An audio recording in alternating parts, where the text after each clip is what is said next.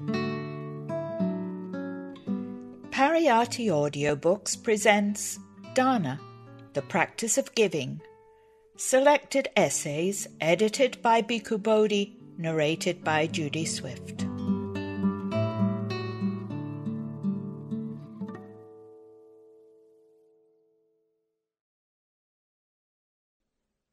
Introduction by Bhikkhu Bodhi. The practice of giving is universally recognized as one of the most basic human virtues, a quality that testifies to the depth of one's humanity and one's capacity for self-transcendence.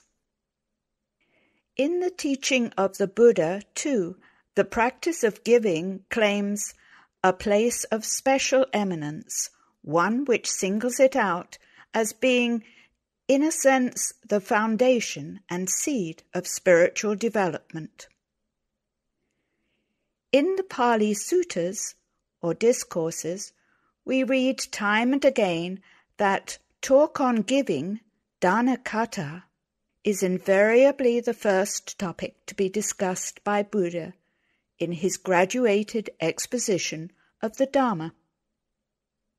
Whenever the Buddha delivered a discourse to an audience of people who had not yet come to regard him as their teacher, he would start by emphasizing the value of giving. Only after his audience had come to appreciate this virtue would he introduce other aspects of his teaching, such as morality, the law of karma, and the benefits in renunciation. And only after all these principles had made their impact on the minds of his listeners would he expound to them that unique discovery of the awakened ones, the Four Noble Truths. Strictly speaking, giving does not appear in its own right among the factors of the Noble Eightfold Path, nor does it enter among the other requisites of enlightenment. Most probably it has been excluded from these groupings because the practice of giving does not by its own nature conduce directly and immediately to the arising of insight and the realization of the Four Noble Truths. Giving functions in the Buddhist discipline in a different capacity.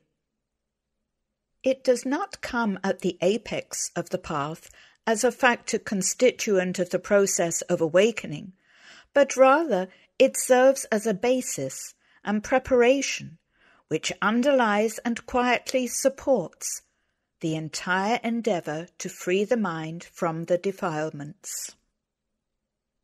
Nevertheless, though giving is not counted directly among the factors of the path, its contribution to progress along the road to liberation should not be overlooked or underestimated.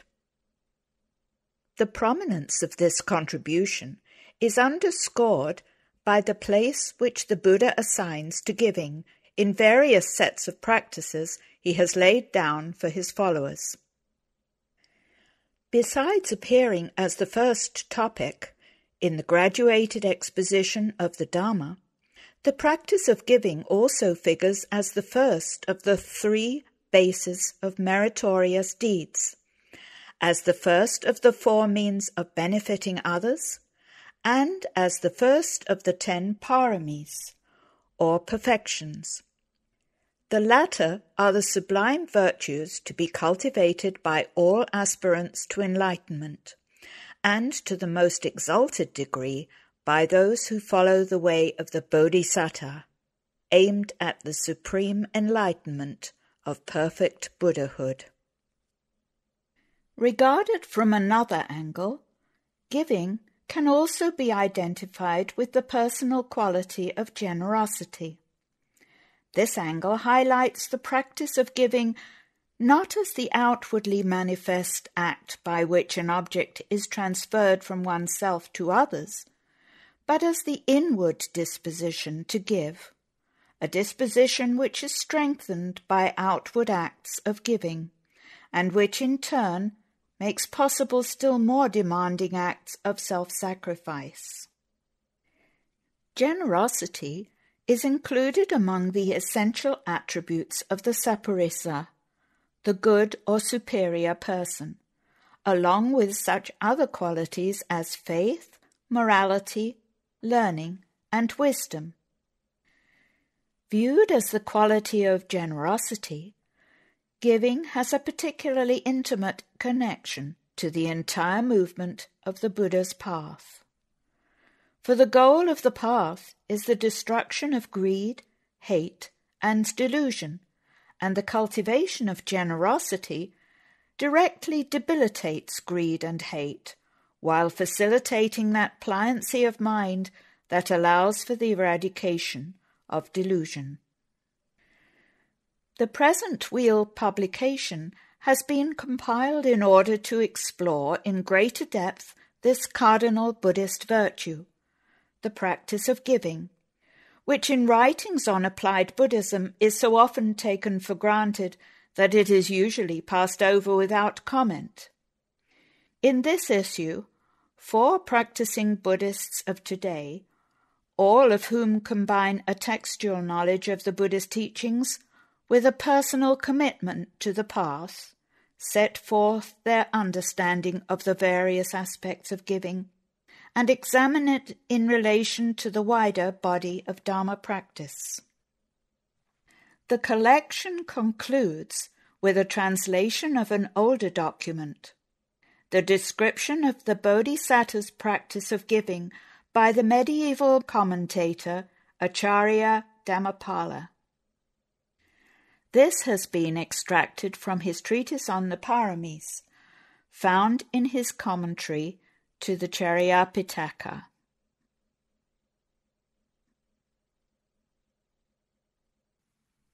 The Practice of Giving by Susan Elbaum Jutler. Giving, or dana, is one of the essential preliminary steps of Buddhist practice. When practiced in itself, it is a basis of merit or wholesome karma. When coupled with morality, concentration, and insight, it leads ultimately to liberation from samsara, the cycle of repeated existence. Even those who are well established on the path to emancipation continue to practice giving as it is conducive to wealth, beauty, and pleasure in their remaining lifetimes. Bodhisattvas complete the dana parami, or perfection of giving, to the ultimate degree by happily donating their limbs and their very lives to help other beings. Like all good deeds, an act of giving will bring us happiness in the future, in accordance with the karmic law of cause and effect taught by the Buddha. Giving yields benefits in the present life and in lives to come, whether or not we are aware of this fact. But when volition is accompanied by understanding, we can greatly increase the merits earned by our gifts. The amount of merit gained varies according to 3 factors: the quality of the donor's motive, the spiritual purity of the recipient, and the kind and size of the gift. Since we have to experience the results of our actions, and good deeds lead to good results, and bad deeds to bad results, it is sensible to try to create as much good karma as possible. In the practice of giving, this would mean keeping one's mind pure in the act of giving, selecting the worthiest recipients available, and choosing the most appropriate and generous gifts one can afford. The Factor of Volition. The volition of the donor before, during, and after the act of generosity is the most important of the 3 factors involved in the practice of giving. If we have no control over our minds, we will not choose proper gifts, the best recipient, etc. We will be unable to prepare them properly. And we may be foolish enough to regret having made them afterwards. Buddhist teaching devotes special attention to the psychological basis of giving, distinguishing among the different states of mind with which one may give. A fundamental distinction is made between acts of giving that lack wisdom and those that are accompanied by wisdom, the latter being superior to the former. An example of a very elementary kind of giving would be the case of a young girl who places a flower on the household shrine simply because her mother tells her to do so, without having any idea of the significance of her act. Generosity associated with wisdom before, during, and after the act is the highest type of giving. 3 examples of wise giving are giving with the clear understanding that, according to the karmic law of cause and effect, the generous act will bring beneficial results in the future. Giving while aware that the gift, the recipient, and the giver are all impermanent, and giving with the aim of enhancing one's efforts to become enlightened. As the giving of a gift takes a certain amount of time, a single act of giving may be accompanied by each of these 3 types of understanding at a different stage in the process.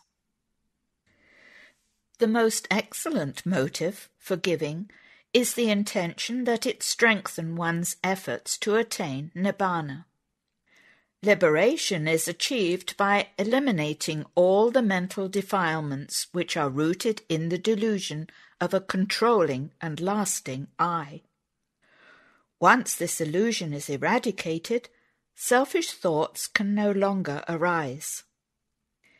If we aspire to ultimate peace and purity by practicing generosity, we will be developing the dana parami, the perfection of giving, building up a store of merit that will bear its full fruit with our attainment of enlightenment. As we progress towards that goal, the volition involved in acts of giving will assist us by contributing towards the pliancy of the mind, an essential asset in developing concentration and wisdom, the prime requisites of liberation.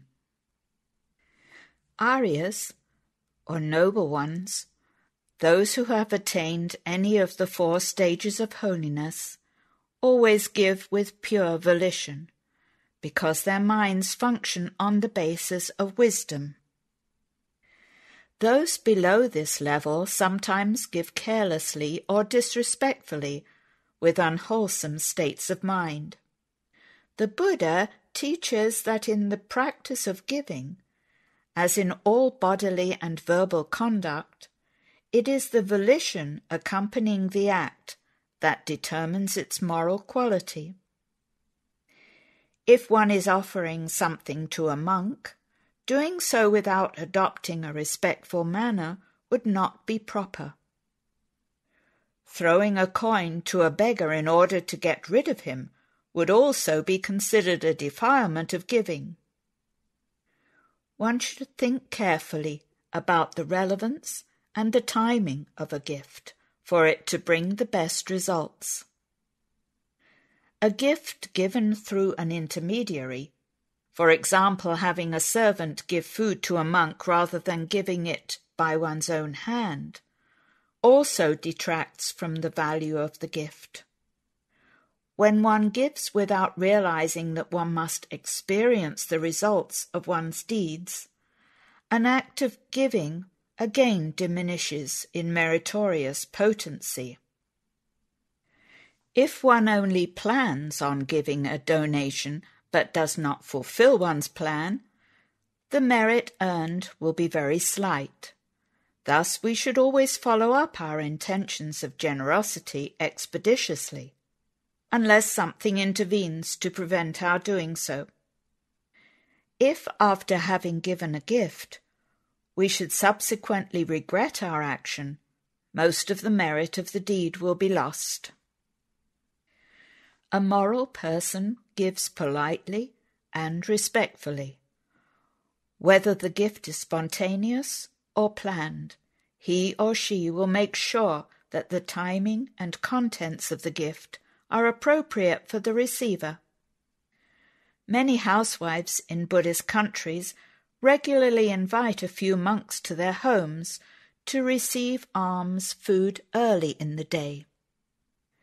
Before feeding the family, these women will always offer the food to the bhikkhus with their own hands. One might contribute to a certain cause from fear that friends would disapprove if one did not give. Giving in response to such social pressure will have weak, though still beneficial, results. Charitable actions undertaken to gain a good reputation are also selfish and hence not a very valuable kind of giving. Nor can it be praiseworthy when one gives merely to return a favour or in expectation of a reward. The former is like repaying a debt, the latter analogous to offering a bribe.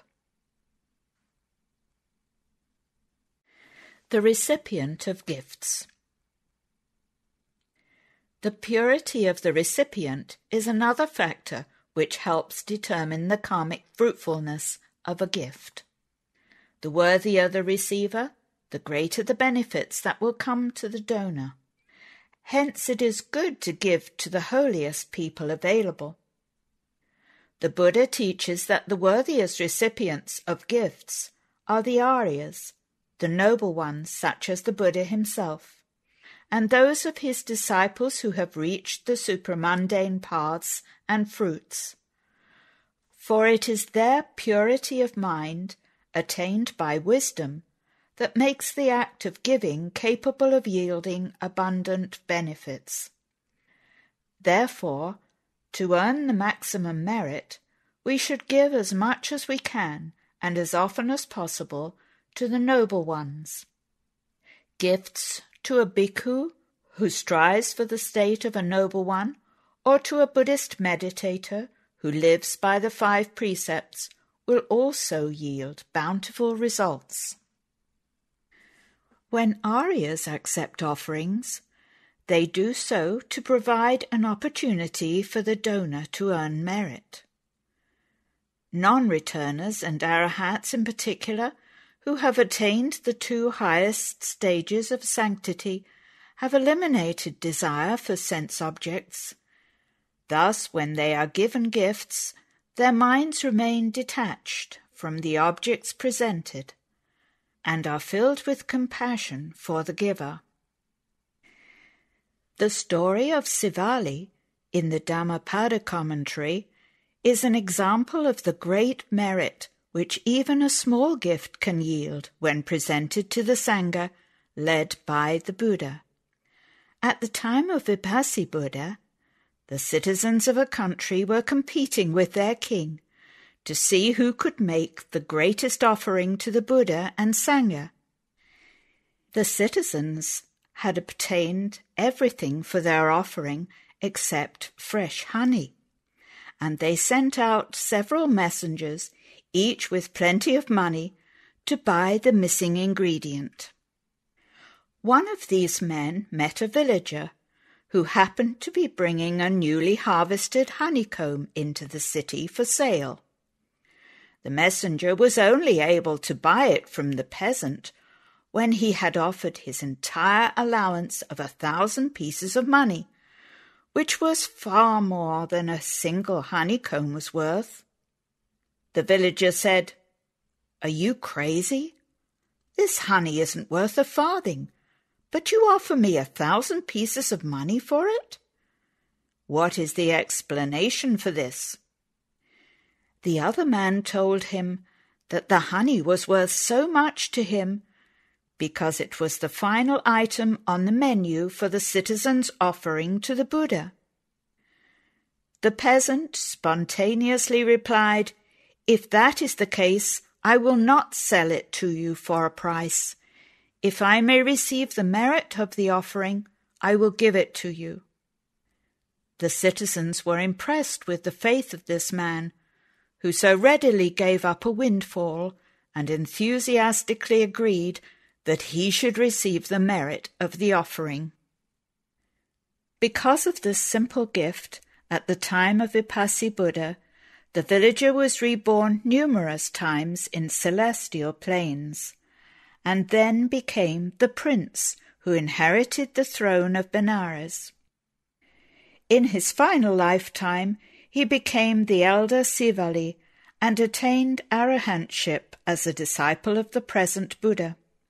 Even after that, his gift of the honeycomb continued to bear fruit. To honor the one who had made the sweet gift aeons before, the gods provided lodging and food for the Buddha and 500 of his monks, including Sivali, when for several days they had been walking along a deserted road. The practice of giving is also beneficial when directed to someone who is not spiritually advanced. If the donor's intention is good, then even though the receiver is immoral, the donor will earn merit, and further, by his act of giving, he will strengthen within himself his own disposition to renunciation. A gift mentally offered to the noble Sangha, but physically presented to a monk who is morally corrupt, will still bear great fruit. To be sure, we should not pretend that a bad person is good, but we must be most careful of our own attitude while giving, as our attitude is the factor over which we have most control.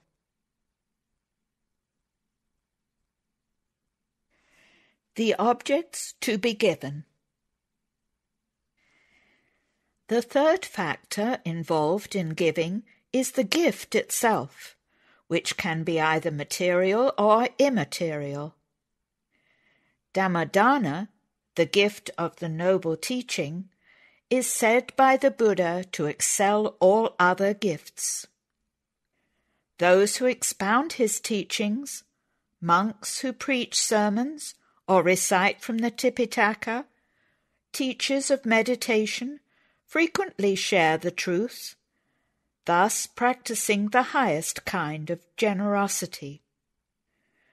Those of us who are not qualified to teach the Dhamma can give the gift of Dhamma in other ways. We can donate Dhamma books or pay for the translation or publication of a rare or new manuscript propagating the Buddha word. We can discuss the Dhamma informally and encourage others to keep precepts or to take up meditation. We might write an explanation of some aspect of the Dhamma for the benefit of others. Giving cash or labor to a meditation center, or helping support a meditation teacher can also be considered the gift of the Dhamma, as the purpose of the center and the teacher is the transmission of the Buddha's teaching. The most common type of gift is material things. A material object need not have a high monetary value for it to bring great results, as the story of Sivali and honeycomb illustrates. If a poor man gives a monk the cup of rice that was to be his only food for the day, the man is making a great donation, which may bear abundant fruit. While if a prosperous merchant, knowing in advance that the monk was coming for alms, were to give the same small portion of rice, he would reap meagre fruits. We should try to give things whose quality is at least as good as those we use ourselves, like the people in Burma, who buy the best fruits on the market as gifts for the monks, although these fruits are much too expensive for them to consume themselves. Gifts to the Sangha may consist of food, robes, medicine, or monasteries, each of which has a wide range. The limits are set by the rules of the Vinaya, which the Buddha established as and when required to keep the Bhikkhu Sangha pure and strong. Lay people who understand the monks' rules can earn vast merit by donating the proper things at the proper time to the order of monks and nuns. A story about Visakha, the Buddha's chief woman lay disciple, offers a delightful illustration of the results of large-scale charity. When Visakha was to be married, elaborate preparations and gifts were arranged by her father. He gave her 500 cartloads each of money, of gold, silver and copper vessels, of silk clothes, of ghee and rice, and of farm implements. Then he decided that she must also take cattle with her. He gave orders to his men to allow out of their pen just as many animals as would fill a particular lane. When the cows had filed out and stood close together in that road, he had the corral closed, saying, "These cattle are enough for my daughter." However, after the gate had been latched securely, powerful bulls and milk cows jumped over the barrier to join the animals going with Visakha. Her father's servants could not keep them inside, no matter how hard they tried. All these cattle came to Visakha because in a former lifetime, long ago, at the time of Buddha Kassapa, she had given a generous gift of 5 kinds of dairy products to a company of 20,000 monks and novices. As the youngest of the 7 daughters of King Kiki of Benares, she continued to urge the monks to take more milk, curds, ghee, etc., even when they said they had eaten enough. That gift earned her the merit of having such a large number of cattle to go along with her at her marriage, in the lifetime when she was Visakha, and no one could prevent this merit from bearing its fruit. Material gifts of a religious nature would include contributions towards the erection of a new temple or shrine, gold leaf to help gild the umbrella of a shrine, or the purchase of a Buddha statue for a temple. The recipients of such gifts are the general public, whoever comes to the temple or worships before the Buddha image. Mundane gifts to the citizens of one's town would include donations to various welfare organizations, a contribution to a hospital or public library, keeping a neighborhood park clean and neat. If one does not merely contribute funds for such projects, but provides physical labor as well, the karmic results will be even greater. Gifts of this sort can be quite meritorious if preceded, accompanied, and followed by pure mental volitions. The perfection of giving. There is a mode of giving which completely disregards the qualities of the recipient and even the mundane fruits of the merit acquired by giving.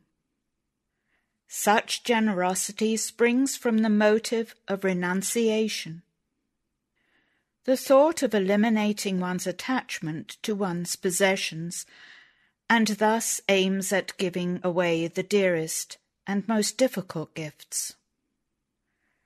Bodhisattvas give in this manner whenever the opportunity presents itself, strictly in order to fulfill the Dana Parami, the perfection of giving, which is the first of the 10 perfections they must cultivate to the highest degree in order to attain Buddhahood.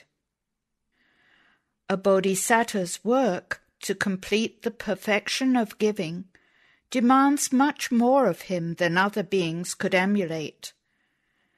Many Jataka stories relate how the bodhisattva who was to become the Buddha Gautama gave things away with absolutely no thought of himself or of the mundane benefits that might follow. A bodhisattva's only concern in practicing generosity is to fulfill the requirements for Buddhahood. The basket of conduct contains 10 stories of the bodhisattva's former lives. In one of these lifetimes, he was a Brahmin named Sankha, who saw a Pacceka Buddha, or non-teaching enlightened one, walking barefoot on a desert path. Sankha thought to himself, desiring merit, seeing one eminently worthy of a gift of faith, if I do not give him a gift, I will dwindle in merit. So the Brahmin, who had a very delicate constitution, presented his sandals to the Pacceka Buddha, even though his need for them was greater. Another time, the Bodhisattva was a great emperor named Mahasudassana. He had criers proclaim several times every day, in thousands of places throughout his empire, that anyone who wanted anything would be given it if he just came there and asked. If there came a mendicant beggar, whether by day or by night, receiving whatever goods he wanted, he went away with his hands full. Mahasudassana gave with completely open-handed generosity, without attachment, expecting nothing in return, for the attainment of self-awakening. A bodhisattva must give more difficult gifts than material goods to fulfill the highest form of the perfection of generosity. He must freely give the parts of his body, his children, his wife, and even his own life. As King Sivi, our bodhisattva plucked out both his eyes with his bare hands and gave them to Sakka, the king of the gods. Sakka had come to Sivi in the guise of a blind old man, just to provide him with the opportunity to make this remarkable gift. Sivi did this with no hesitation prior to the act, nor with any reluctance during the act, nor with any hint of regret afterwards. He said that this gift was made for the sake of awakening itself. The 2 eyes were not disagreeable to me. Omniscience was dear to me. Therefore I gave the eyes. As Prince Vesantara, the Bodhisattva gave the auspicious, powerful, royal elephant to the people of a rival kingdom merely because they had requested it. As a result of this liberality, he and his wife and 2 small children were banished to a remote mountain. They lived there in the forest. Vesantara tended his son and daughter in their hut, while his wife spent the days gathering the wild fruits on which they lived. One day a traveller chanced by and asked the Bodhisattva to give him the children.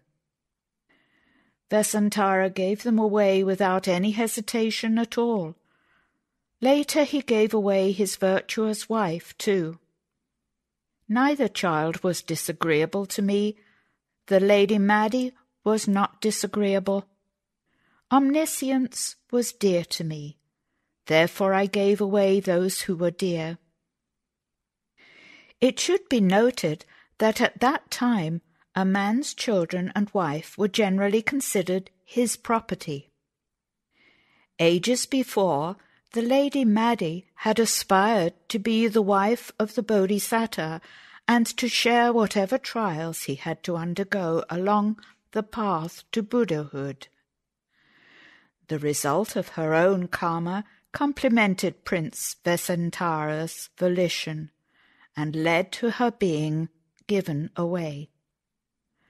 Their children must also have been experiencing the results of their own past deeds when they had to leave their parents.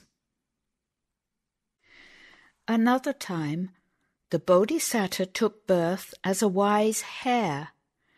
That existence came to an end when, joyously, he jumped into a fire after inviting a famished Brahmin, again sucker in disguise, to eat him roasted. Because of the purity of the Bodhisattva's mind while making his highest gift of his entire body and life, the blazing fire did not hurt him as it burned his flesh. In relating the story, he said that, in fact, the fire had calmed him and brought him peace as if it had been cool water, because he had accomplished the complete perfection of giving. The ultimate goal of giving. The goal of the Buddhist path is emancipation from the suffering of repeated existence in samsara. The Buddha taught that uprooting ignorance and the mental defilements it nurtures will bring us to nibbana, the utter cessation of suffering. Unwholesome mental tendencies make us cling to what we mistakenly take to be ourselves. They keep us struggling to satisfy our insatiable sense desires with objects that are inherently transitory and thus unsatisfying. The Buddha said that the practice of giving will aid us in our efforts to purify the mind. Generous gifts, accompanied by wholesome volition, help to eradicate suffering in 3 ways. First, when we decide to give something of our own to someone else, we simultaneously reduce our attachment to the object. To make a habit of giving can thus gradually weaken the mental factor of craving, one of the main causes of unhappiness. Second, giving, accompanied by wholesome volition, will lead to happy future births in circumstances favorable to encountering and practicing the pure Dhamma. Third, and most important, when giving is practiced with the intention that the mind becomes pliant enough for attainment of nibbana. The act of generosity will help us develop virtue, concentration, and wisdom, or sila, samadhi, and panya, right in the present. These 3 stages make up Buddha's Noble Eightfold Path, and perfecting the path leads to the extinction of suffering. If we give, in the hope of winning luxury in future lives, we may attain our aim, providing that we adhere to the principles of virtuous conduct. According to the Buddha, however, the motivation of working for liberation is far superior to that of aiming at mundane happiness in future births. This is because a gift made with the desire for pleasure, is accompanied in part by the unwholesome psychological root, craving. The merits earned by such gifts are exhausted in transient pleasure, and such mundane happiness keeps us revolving in the round of rebirth, which in the deepest sense is always dukkha, subject to suffering. Giving associated with craving cannot contribute to the one form of happiness that does not perish. The happiness that releases from the round comes only with the full elimination of craving. Gifts untainted by craving and attachment can only be made during a Buddha sasana, the period when the teachings of a Buddha are available. So when we give now, during such a time, we should do so with the aim of putting an end to craving. With the end of craving, suffering ceases, and that is liberation. May the merits of this gift of the Dhamma be shared by all beings.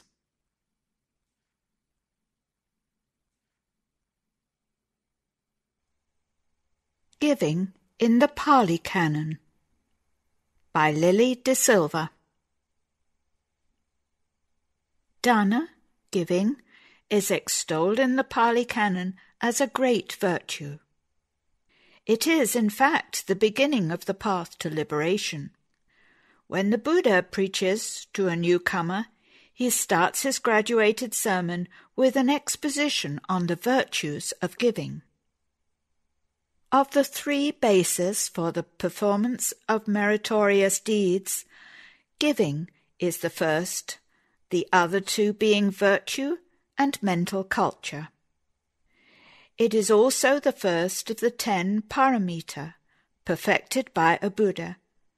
Therefore, on the march towards liberation as an arahant or a Buddha, one initially has to practice dana. Function of giving. Giving is of prime importance in the Buddhist scheme of mental purification, because it is the best weapon against greed, the first of the 3 unwholesome motivational roots. Greed is wrapped up with egoism and selfishness. Since we hold our personalities and our possessions as I and mine, giving helps make egoism thaw. It is the antidote to cure the illness of egoism and greed. Overcome the taint of greed and practice giving, exhorts the Devata Samyutta. The Dhammapada admonishes us to conquer miserliness with generosity. It is difficult to exercise this virtue of giving proportionate to the intensity of one's greed and selfishness. As such, the Devata Samyutta equates giving to a battle. One has to fight the evil forces of greed before one can make up one's mind to give away something dear and useful to oneself.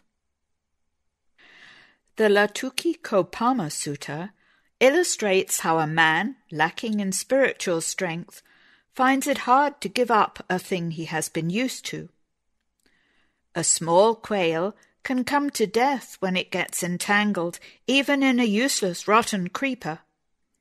Though weak, a rotten creeper is a great bond for a small bird. But even an iron chain is not too big a bond for a strong elephant.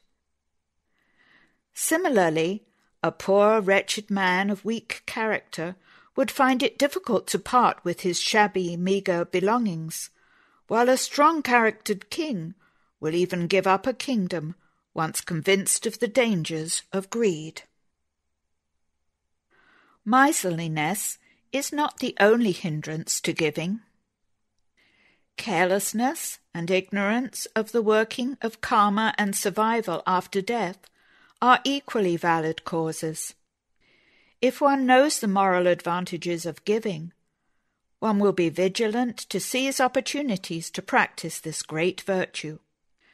Once the Buddha said that if people only knew the value of giving as he does, they would not take a single meal without sharing their food with others. Qualities of the donor. The suttas employ a number of terms to describe the qualities of a donor. He is a man with faith. He has faith in the nobility of a moral sound life, in the teachings of karma and survival after death. He believes in the possibility of the moral and spiritual perfection of man. In short, he is not a materialist, and he has faith in the Buddha, the Dhamma, and the Sangha. He is not merely a giver, he is a lordly giver. The commentary explains the concept of lordly giver in the following words. He who himself enjoys delicious things but gives to others what is not delicious is a donor who is a slave to the gifts he gives. He who gives things of the same quality as he himself enjoys is one who is like a friend of the gift. He who satisfies himself with whatever he can get, but gives delicacies to others, is a lordly giver, a senior, and a master of the gifts given. The donor is also described as one who keeps an open house for the needy. He is like a wellspring for recluses, Brahmins, the destitute, wayfarers, wanderers, and beggars. Being such a one, he does meritorious deeds. He is munificent and is interested in sharing his blessings with others. He is a philanthropist who understands the difficulties of the poor. He is open-handed and is ready to comply with another's request. He is one fit to be asked from. He takes delight in distributing gifts to the needy, and has a heart bent on giving. Such are the epithets used in the suttas to describe the qualities of the liberal-minded. A noble giver is one who is happy before, during, and after giving. Before giving, he is happy anticipating the opportunity to exercise his generosity. While giving, he is happy that he is making another happy by fulfilling a need. After giving, he is satisfied that he has done a good deed. The suttas list generosity as one of the important qualities that go to make a gentleman. The Buddha compares the man who righteously earns his wealth and gives of it to the needy to a man who has both eyes, whereas the one who only earns wealth but does no merit is like a one-eyed man. The wealthy man who enjoys his riches by himself without sharing is said to be digging his own grave. The donations. Practically anything useful can be given as a gift. The Chulanidesa gives a list of 14 items that are fit to be given for charity.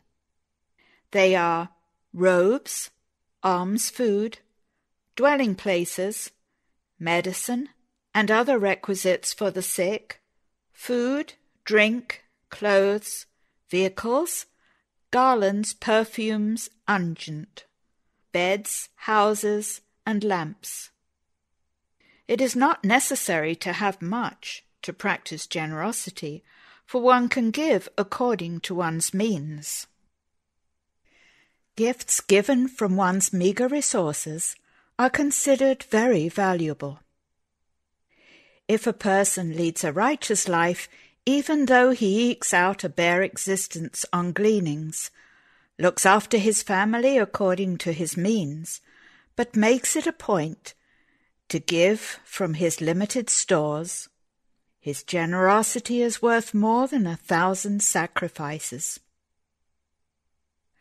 Alms given from wealth righteously earned is greatly praised by the Buddha. A householder who does so is said to be one who is lucky here and hereafter. In the Magga Sutta of the Sutta Nipata, the Buddha highly appreciates Magga, who says that he earns through righteous means and liberally gives of it to the needy. Even if one gives a small amount with a heart full of faith, one can gain happiness hereafter. The Vimana Vatu supplies ample examples. According to the Achuma Daika, Vimana Vatu, the alms given consisted of a little rice crust, but as it was given with great devotion to an eminent arahant, the reward was rebirth in a magnificent celestial mansion. The Dakinavibhanga Sutta states that an offering is purified on account of the giver, when the giver is virtuous, on account of the recipient, when the recipient is virtuous, on account of both the giver and the recipient, if both are virtuous, by none, if both happen to be impious. Dhammadana, the dissemination of the knowledge of the Dhamma, is said to excel all other forms of giving. The Anguttara Nikaya mentions 5 great gifts which have been held in high esteem by noble-minded men from ancient times. Their value was not doubted in ancient times, it is not doubted at present, nor will it be doubted in future. The wise recluses and Brahmins had the highest respect for them. These great givings comprise the meticulous observance of the 5 precepts.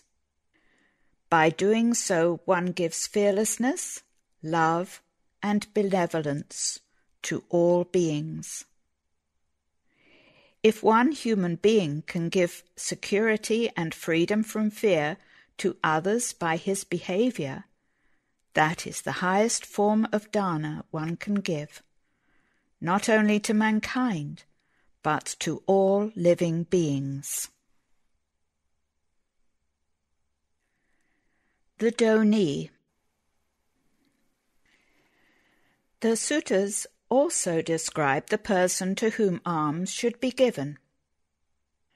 Guests, travellers, and the sick should be treated with hospitality and due consideration. During famines, the needy should be liberally entertained. The virtuous should be first entertained with the first fruits of fresh crops. There is a recurrent phrase in the suttas describing those who are particularly in need of public generosity. They are recluses, Brahmins, destitutes, wayfarers, wanderers, and beggars. The recluses and Brahmins are religious persons who do not earn wages. They give spiritual guidance to the laity, and the laity is expected to support them. The poor need the help of the rich to survive, and the rich become spiritually richer by helping the poor. At a time when transportation facilities were meagre and amenities for travellers were not adequately organized, the public had to step in to help the wayfarer. Buddhism considers it a person's moral obligation to give assistance to all these types of people. In the Anguttara Nikaya, the Buddha describes with sacrificial terminology 3 types of fires that should be tended with care and honor. They are Ahunayagi, Gahapatagi, and Dakinayagi.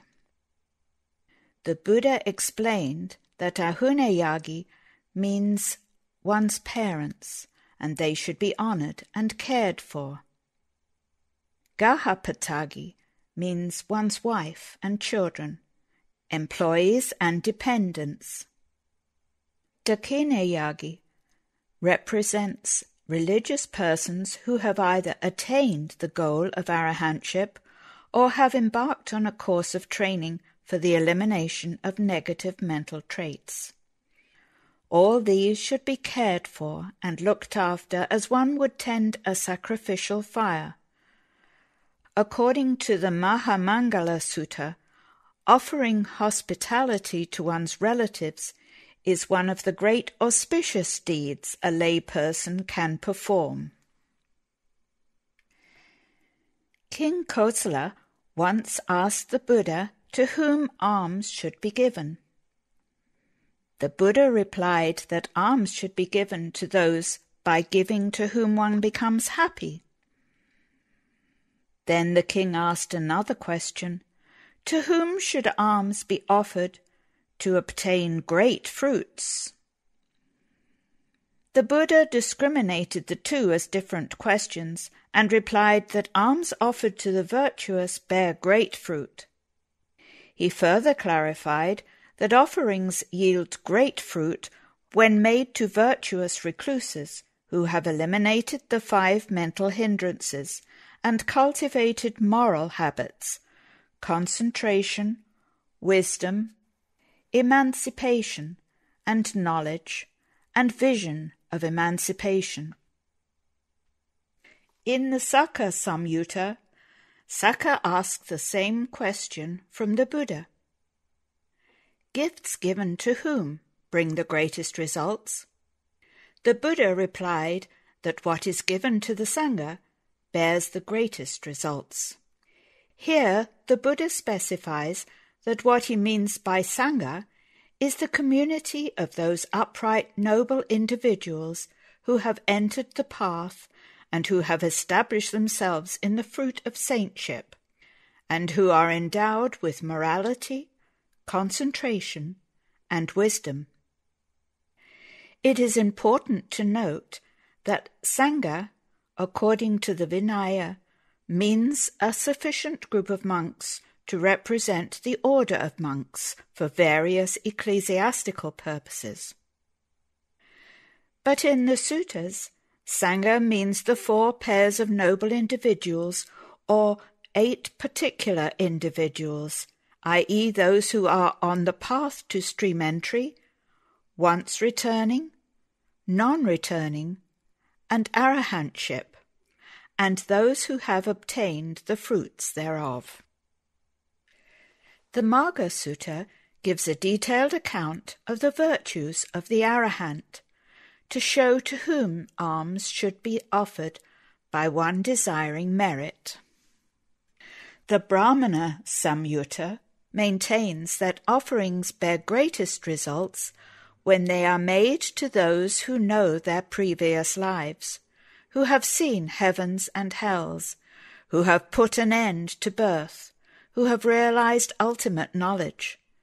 Thus the Sangha, comprising morally perfect, worthy personages as described in the suttas, constitutes the field of merit. Just as seeds sown in fertile, well-watered fields yield bountiful crops, alms given to the virtuous, established on the noble eightfold path, yield great results. The Dhammapada maintains that fields have weeds as their blemishes. Lust, hatred, delusion, and desire are the blemishes of people, and therefore what is given to those who have eliminated those blemishes bears great fruit. The results of generosity are measured more by the quality of the field of merit, represented by the recipient, than by the quantity and value of the gift given. The Anguttara Nikaya records a fabulous almsgiving conducted by the Bodhisattva when he was born as a Brahmin named Velama. lavish gifts of silver, gold, elephants, cows, carriages, etc., not to mention food, drink, and clothing, were distributed among everybody who came forward to receive them. But this open-handed munificence was not very valuable as far as merit was concerned, because there were no worthy recipients. It is said to be more meritorious to feed one person with right view, a stream enterer, than to give great alms, such as that given by Velama. It is more meritorious to feed one once-returner than 100 stream enterers. Next in order come non-returners, arahants, Pacheka Buddhas, and Samasambuddhas. Feeding the Buddha and the Sangha is more meritorious than feeding the Buddha alone. It is even more meritorious to construct a monastery for the general use of Sangha of the 4 quarters of all times. Taking refuge in the Buddha, Dhamma, and Sangha is better still. Abiding by the 5 precepts is even more valuable. But better still is the cultivation of metta, loving-kindness, and best of all, the insight into impermanence, which leads to nibbana.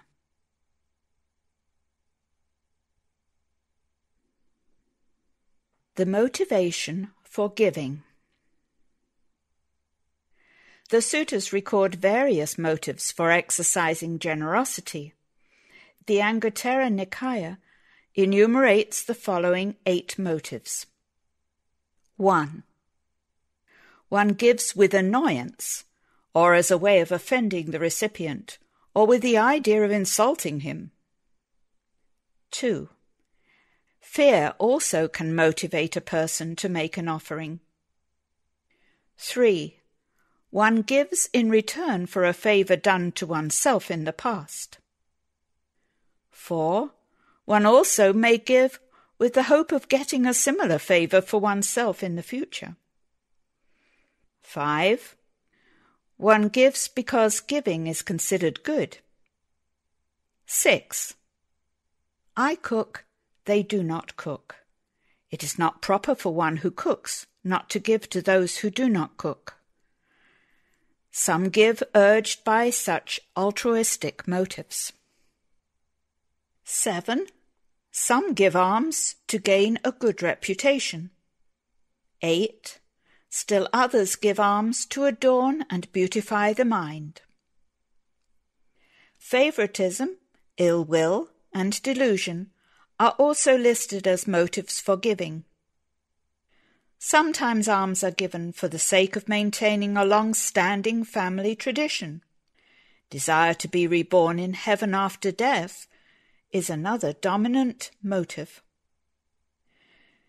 Giving pleases some, and they give with the idea of winning a happy frame of mind.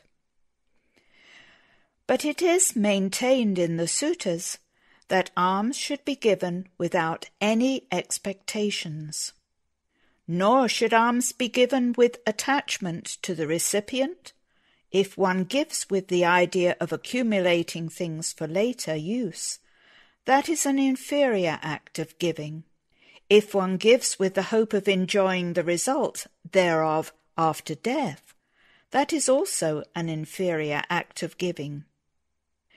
The only valid motive for giving should be the motive of adorning the mind to rid the mind of the ugliness of greed and selfishness.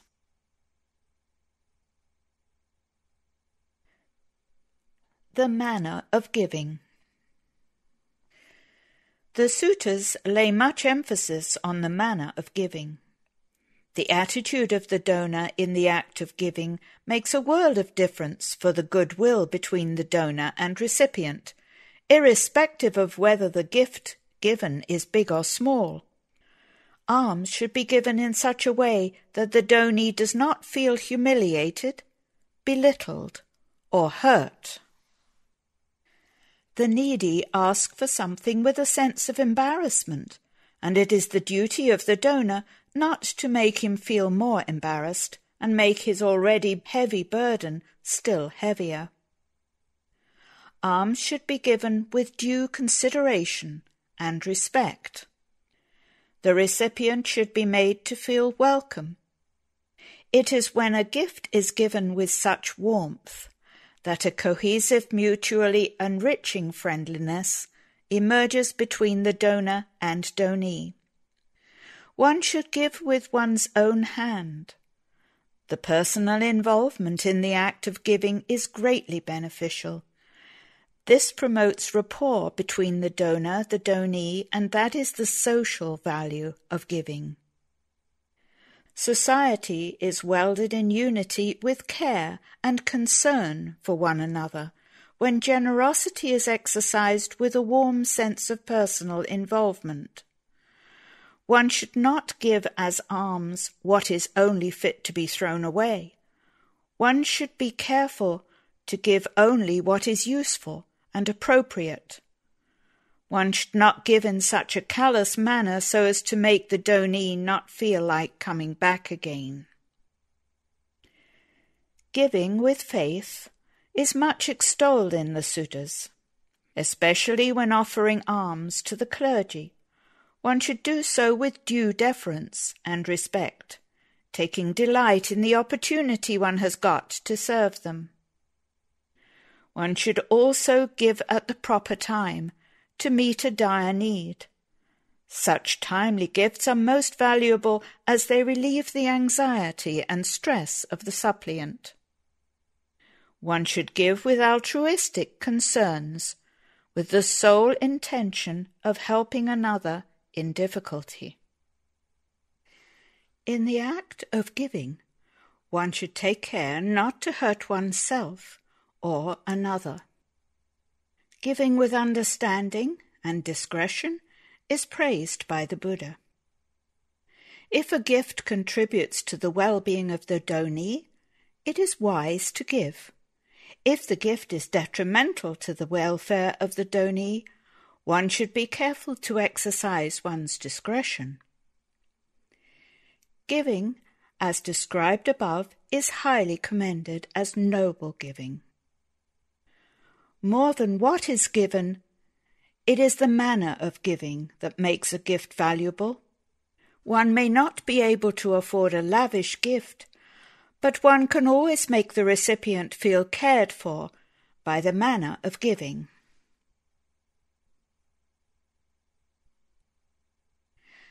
The value of giving. Many suttas enumerate the various benefits of giving. Giving promotes social cohesion and solidarity. It is the best means of bridging the psychological gap much more than the material economic gap that exists between haves and have-nots. The Magga Sutta maintains that hate gets eliminated when one is established in generosity. The one with a generous heart earns the love of others, and many associate with him. Giving also cements friendships. It is maintained that if a person makes an aspiration to be born in a particular place after giving alms, the aspiration will be fulfilled only if he is virtuous, but not otherwise. According to one sutta, if one practices giving and morality to a very limited degree and has no idea about meditation, one obtains an unfortunate birth in the human world. One who performs meritorious deeds such as giving and morality to a considerable degree, but does not understand anything about meditation, meets a fortunate human birth. But those who practice giving and morality to a great extent without any knowledge of meditation find rebirth in one of the heavens. They excel other deities in the length of life, beauty, pleasure, fame, and the 5 strands of sense pleasures. The Anguttara Nikaya enumerates a number of this worldly benefits of giving. The generous person, and not the miser, wins the sympathy of others. Arahants approach him, accept alms, and preach to him first. A good reputation spreads about him. He can attend any assembly with confidence and dignity. He is reborn in a state of happiness after death. Another sutta adds that a generous person wins popularity. People of noble character associate with him, and he has the satisfaction of having fulfilled a lay person's duties. It is said that the almsgiver bestows on others life, beauty, happiness, strength, and intelligence. Having bestowed them on others, he becomes a beneficiary of them himself. The same idea is expressed by the succinct statement, "One reaps what one sows." Giving with faith results in the attainment of riches and beauty whenever the fruition of the gift occurs. By giving alms with due deference, one gains, in addition, children, wives, subordinates, and servants who are obedient, dutiful, and understanding. By giving alms at the proper time, not only does one obtain great wealth, but also timely fulfillment of needs. By giving alms with a genuine desire to help others, one gains great wealth and the inclination to enjoy the best of sense pleasures. By giving alms without hurting oneself and others, one gains security from dangers such as fire, floods, thieves, kings, and unloved heirs. Alms given to recluses and Brahmins who follow the Noble Eightfold Path yield wonderful results, just as seeds sown on fertile, well-prepared, well-watered fields produce abundant crops. Alms given without any expectations whatsoever can lead to birth in the Brahma world, at the end of which one may become a non-returner. The Dakkhina Vibhanga Sutta enumerates a list of persons to whom alms can be offered, and the merit accruing therefrom in ascending order. A thing given to an animal brings a reward 100-fold. A gift given to an ordinary person of poor moral habit yields a reward 1,000-fold.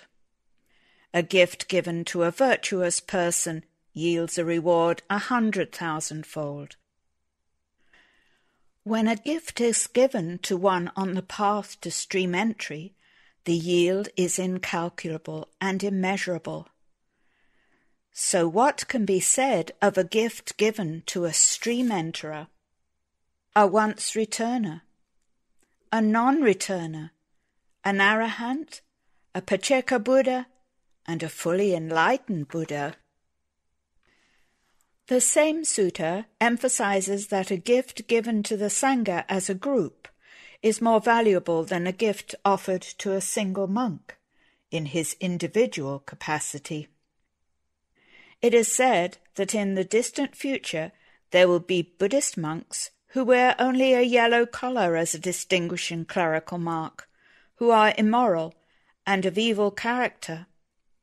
If a gift is offered even to such monks, in the name of the order, it yields much more merit than a gift given to a monk in his individual capacity. But it should be observed that this statement is contradictory to ideas expressed elsewhere, that what is given to the virtuous is greatly beneficial, but not what is given to the immoral. It is evident here that a later interpolation cannot be altogether ruled out. The Buddha once explained that it is a meritorious act even to throw away the water after washing one's plate, with the generous thought, "May the particles of food in the washing water be food to the creatures on the ground." When that is so, how much more meritorious it is to feed a human being. But the sutta hastens to add that it is more meritorious to feed a virtuous person. Another sutta maintains that it is not possible to estimate the amount of merit that accrues when an offering is endowed with 6 particular characteristics. 3 of the characteristics belong to the donor, while 3 belong to the donee. The donor should be happy at the thought of giving prior to making the offering. He should be pleased at the time of making the offering, and he should be satisfied after the offering is made. Thus the nobility of thought, without a trace of greed before, during, and after the offering, makes a gift truly great. The recipients also should be free from lust, hatred, and delusion, or they should have embarked on a course of training for the elimination of these mental depravities. When an almsgiving is endowed with these qualities of the donor and donee, the merit is said to be as immeasurable as the waters in the ocean. Once, Visakha gave a learned explanation of the benefits she expected from her munificence when the Buddha questioned her as to what she saw as the advantages of her great generosity.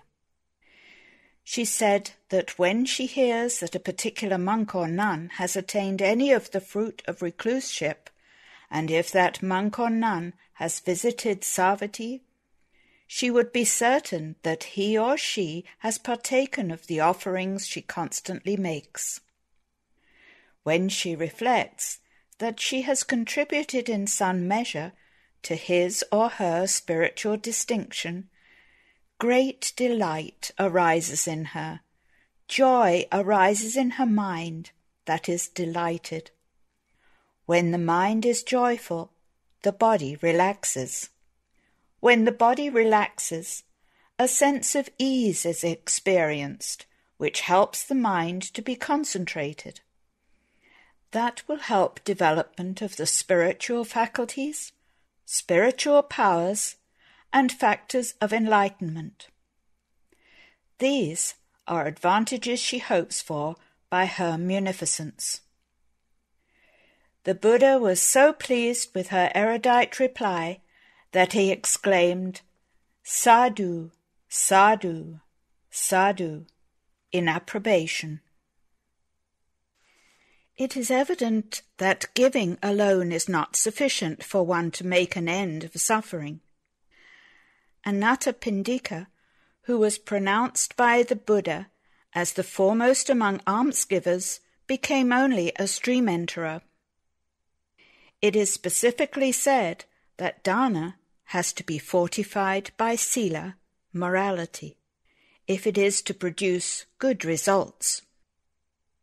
Though Anathapindika practiced unblemished virtue, it is nowhere stated that he practiced mental culture or meditation. Therefore, in spite of all his magnanimous munificence, he had to remain a stream enterer. The Gatikara Sutta records a unique almsgiving where even the donor was not present. Gatikara the potter was the chief benefactor of the Buddha Kassapa. He was a non-returner who did not want to enter the order as he was looking after his blind, aged parents. He had greatly won the trust of the Buddha by the nobility of his conduct and devotion. One day, the Buddha Kassapa went to his house on his alms round, but Gatikara was out. He asked the blind parents where the potter had gone. They replied that he had gone out, but invited the Buddha to serve himself from the pots and pans and partake of a meal. The Buddha did so. When Gatikara returned and inquired who had taken from the food, the parents informed him that the Buddha had come and they had requested him to help himself to a meal. Gatikara was overjoyed to hear this, as he felt that the Buddha had so much trust in him. It is said that the joy and happiness he experienced did not leave him for 2 weeks, and the parents' joy and happiness did not wane for a whole week. The same sutta reports that on another occasion the roof of the Buddha Kassapa's monastery started leaking. He sent the monks to Gatikara's house to fetch some straw, but Gatikara was out at the time. The monks came back and said that there was no straw available there except what was on the roof. The Buddha asked the monks to get the straw from the roof. Monks started stripping the straw from the roof, and the aged parents of Gatikara asked who was removing the straw. The monks explained the matter, and the parents said, "Please do take all the straw." When Gatikara heard about this, he was deeply moved by the trust the Buddha reposed in him. The joy and happiness that arose in him did not leave him for a full fortnight, and that of his parents did not subside for a week. For 3 months, Gatikara's house remained without a roof, with only the sky above. But it is said that the rain did not wet the house. Such is the great piety and generosity of Gatikara.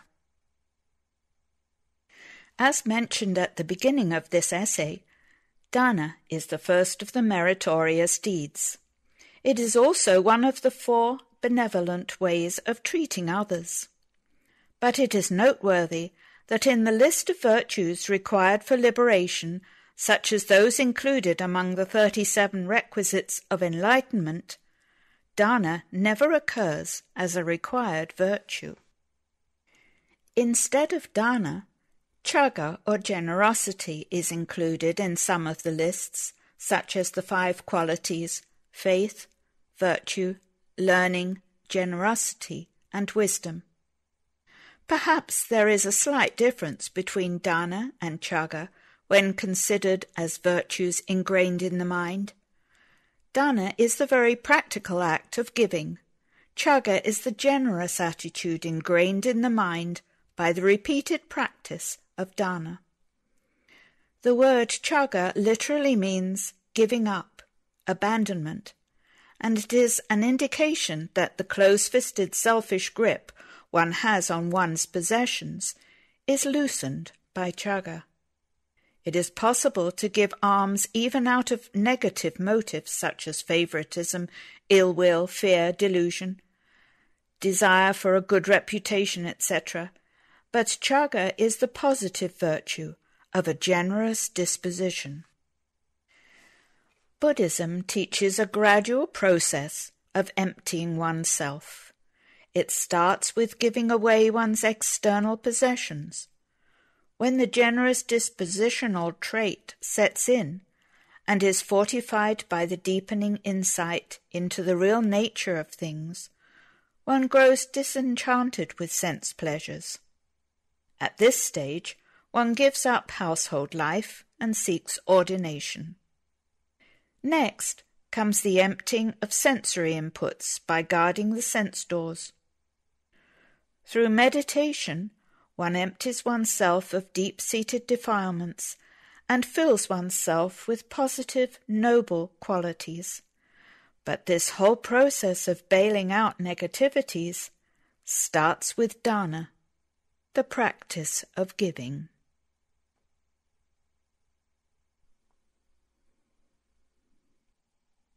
Giving from the Heart by M.O.C. Walsh. Giving comes very naturally to some people.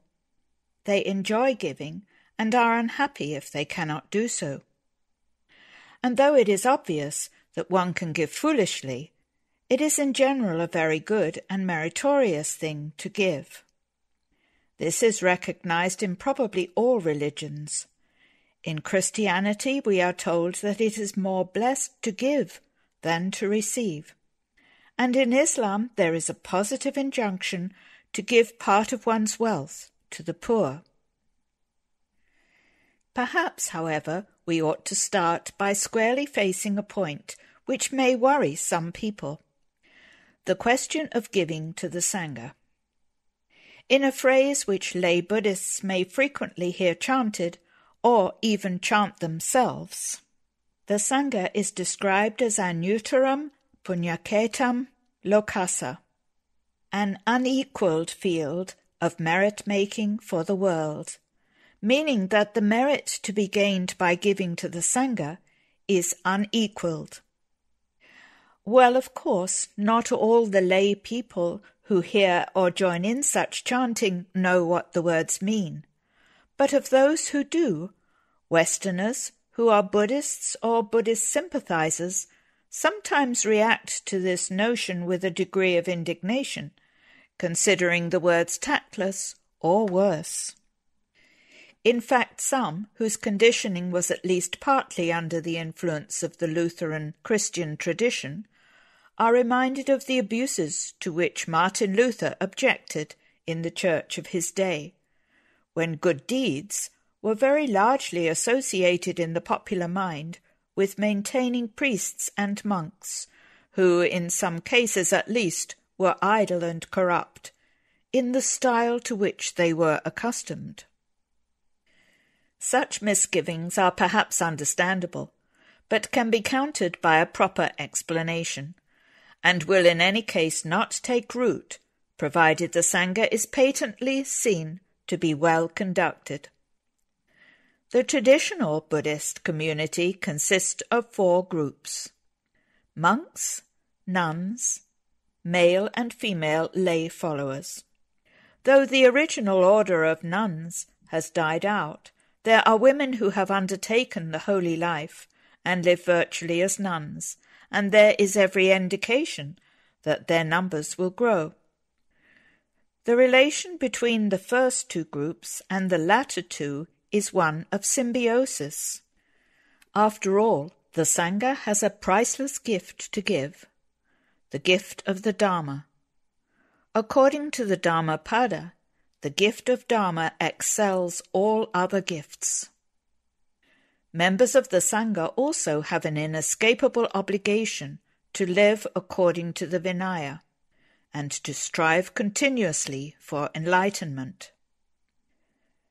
It is in fact only by doing so that they can claim to be an unequalled field of merit-making, and if they fail in this obligation, they are letting down not only themselves, but also the laity who support them. A monk or nun who cannot observe the rules should, and in certain cases must, leave the order. This could be regarded, at least in part, as the price to be paid for abusing the generosity of lay supporters. It was mentioned above that according to the Bible, it is more blessed to give than to receive. It is interesting to note that just as in the practice of metta-bhavana, the meditation on universal love, there is given an actual method for fulfilling that difficult Judeo-Christian injunction, love thy neighbour as thyself, so too Buddhism can give a precise technical meaning to this biblical statement. If we receive something pleasant, this in Buddhism is considered to be vipaka, the result of previous meritorious conduct. It is nice while it lasts, but when it is finished, its virtue is exhausted. To give, however, is kusala karma, skilled action, which will be productive of some pleasant vipaka or result for the giver. In this way, it can be clearly seen to be more blessed to give than to receive. True, this blessing remains purely mundane and limited, being merit-making for the world. But as all our actions are habit-forming, giving once inclines us to give again, so that the result tends to be cumulative. Also, of course, this kind of kusala karma can lead on to other things, and it is not for nothing that dana is listed as the first among the 10 paramis, or perfections, coming even before sila or morality. It is, after all, possible for an immoral person to be generous. The late Dr. I.B. Horner selected 10 Jataka stories to illustrate the 10 perfections in a little book that is widely used as an introductory Pali reader, and she used the delightful story of the self-sacrificing hare to illustrate the perfection of giving. Strangely enough, though, to the Western mind at least, the most popular Jataka story on this theme is the very last, the Vesantara Jataka, in which the Bodhisattva gives everything away, including, finally, his wife and children. A distinctly dubious moral, one might think, but in Theravada Buddhist countries this story has been singled out and is regularly made the subject of special readings and sermons for the edification of the laity. Giving is something that comes from the heart, and as I have said, there are people who enjoy giving for its own sake, which is fine, provided the giving is balanced with wisdom. There are, of course, other people who are reluctant givers, and they are often the same people who find it difficult to say please, thank you, I'm sorry, and so on. For all such types, the Brahma Vihara meditations on love and compassion would be beneficial to enable them to open up their hearts. Recently in Britain, we have had a magnificent example of the power of giving from the heart, and from what to many must have seemed an unexpected source. Moved by the plight of the starving people in Ethiopia, the rock star Bob Geldof organized the fantastic international Live Aid concert, which raised millions of pounds. In its way, and with the aid of modern technology, the most spectacular act of generosity in history, touching the hearts of millions and transcending the boundaries not only of politics and religions, but also that gulf that exists between those addicted to this particular form of entertainment and those who dislike it. It is perhaps hardly necessary to point out that dana has to be exercised with discretion, and is as much subject to the rule of the middle way as everything else. It is not the best way to bring up a child, for instance, to give it everything it wants, or thinks it wants. Contrary to some trendy theories recently current, it does no harm to frustrate a spoiled child occasionally. Nor, of course, is it the highest kind of giving if one expects something in return, even a nice rebirth in some heavenly realm. That is a kind of giving which is basically rooted in attachment, and is therefore of limited karmic value. In point of fact, one of the true benefits to the giver is precisely that the act of spontaneous giving is a very fine way of helping to overcome attachment. And that is the intended point of the Vesantara Jataka story. We Westerners think of the unfortunate wife and family the Bodhisattva sacrificed, though of course there was a happy ending in the story and they came back to him. But the intention is to regard them as objects of attachment, to be given up as such. As a matter of fact, despite the popularity of this particular story, modern scholars consider that it was not originally a Buddhist tale at all, and was somewhat unskillfully adapted to provide a Buddhist moral. The more we consider the question of dana, the more aspects emerge, and we see that there are many ways of giving skillfully or otherwise. We may conclude, with an amusing canonical example of the alleged results of relatively unskillful giving.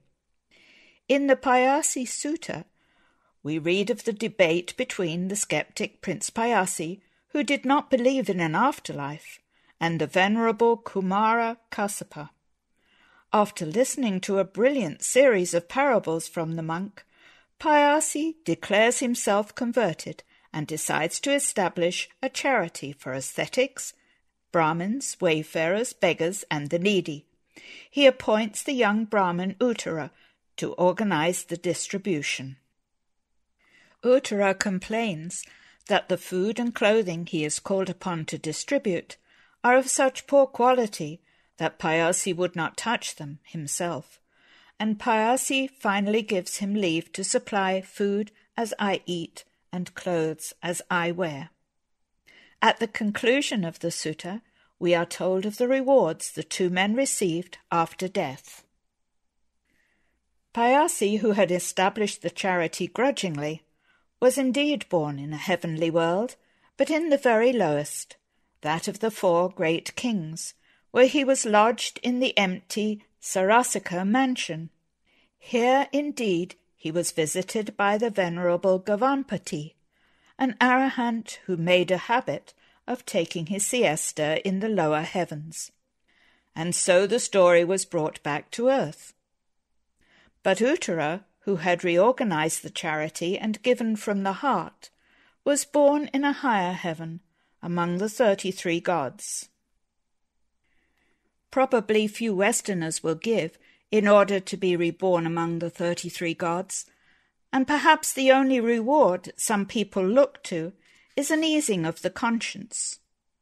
Being aware of some particular need, of which the case of Ethiopia is the outstanding current example, people feel unable to live with themselves if they do not give something.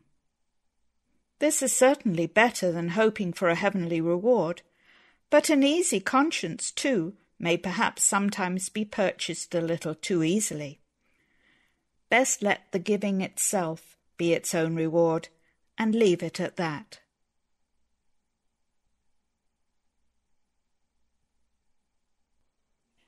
Generosity, the Inward Dimension, by Nina van Gorkum. As from a heap of flowers many a garland is made, even so many good deeds should be done by one born a mortal. From the Dhammapada, verse 53. The giving away of useful or pleasant things is an act of generosity. However, if we only pay attention to the outward deeds, we do not know whether or not we are being sincerely generous. We should learn more about the mind which motivates our deeds. True generosity is difficult. While we are giving, our thoughts may not all be good and noble. Our motives for giving may not all be pure. We may give with selfish motives, expecting something in return, hoping to be liked by the receiver of our gift, wanting to be known as a generous person. We may notice that there are different thoughts at different moments, some truly generous and others having different motives. The Buddha taught that there is no lasting mind or soul which undergoes different experiences.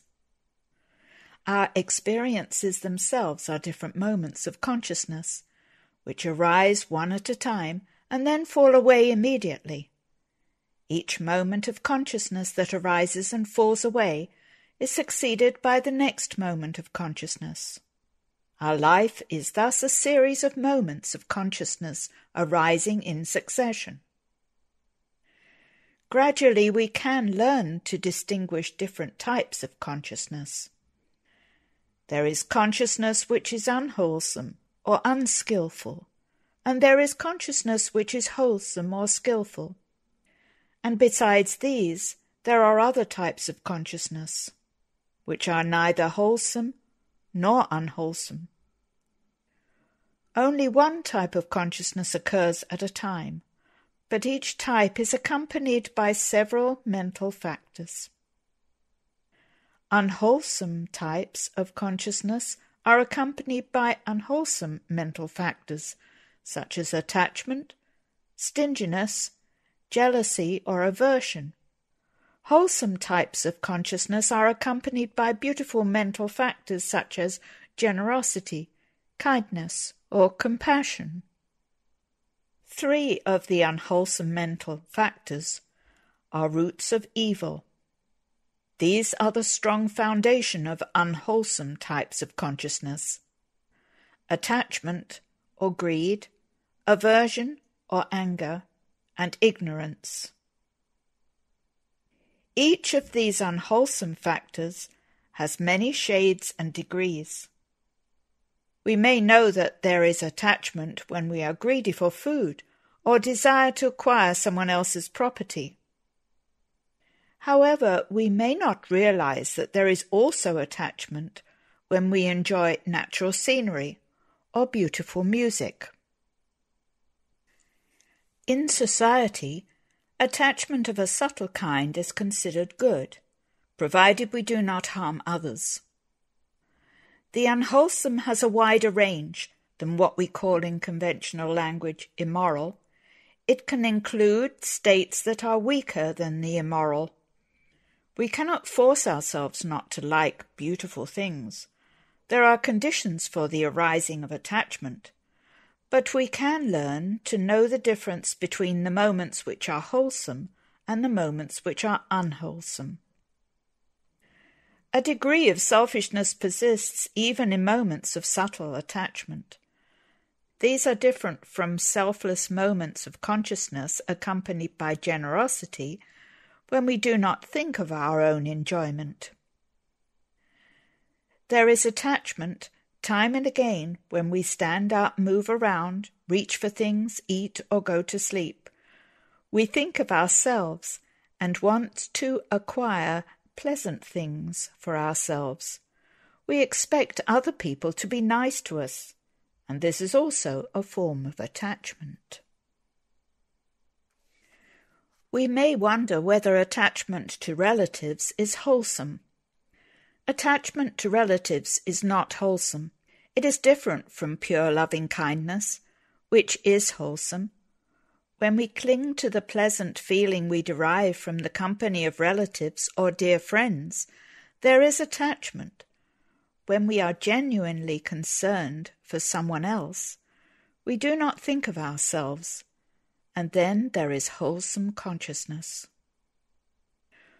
We are so used to living with attachment that we may have never considered the difference between the moments of attachment and the moments of unselfish love. The different types of consciousness succeed one another so rapidly that so long as we have not developed understanding of them, we do not notice that they have changed.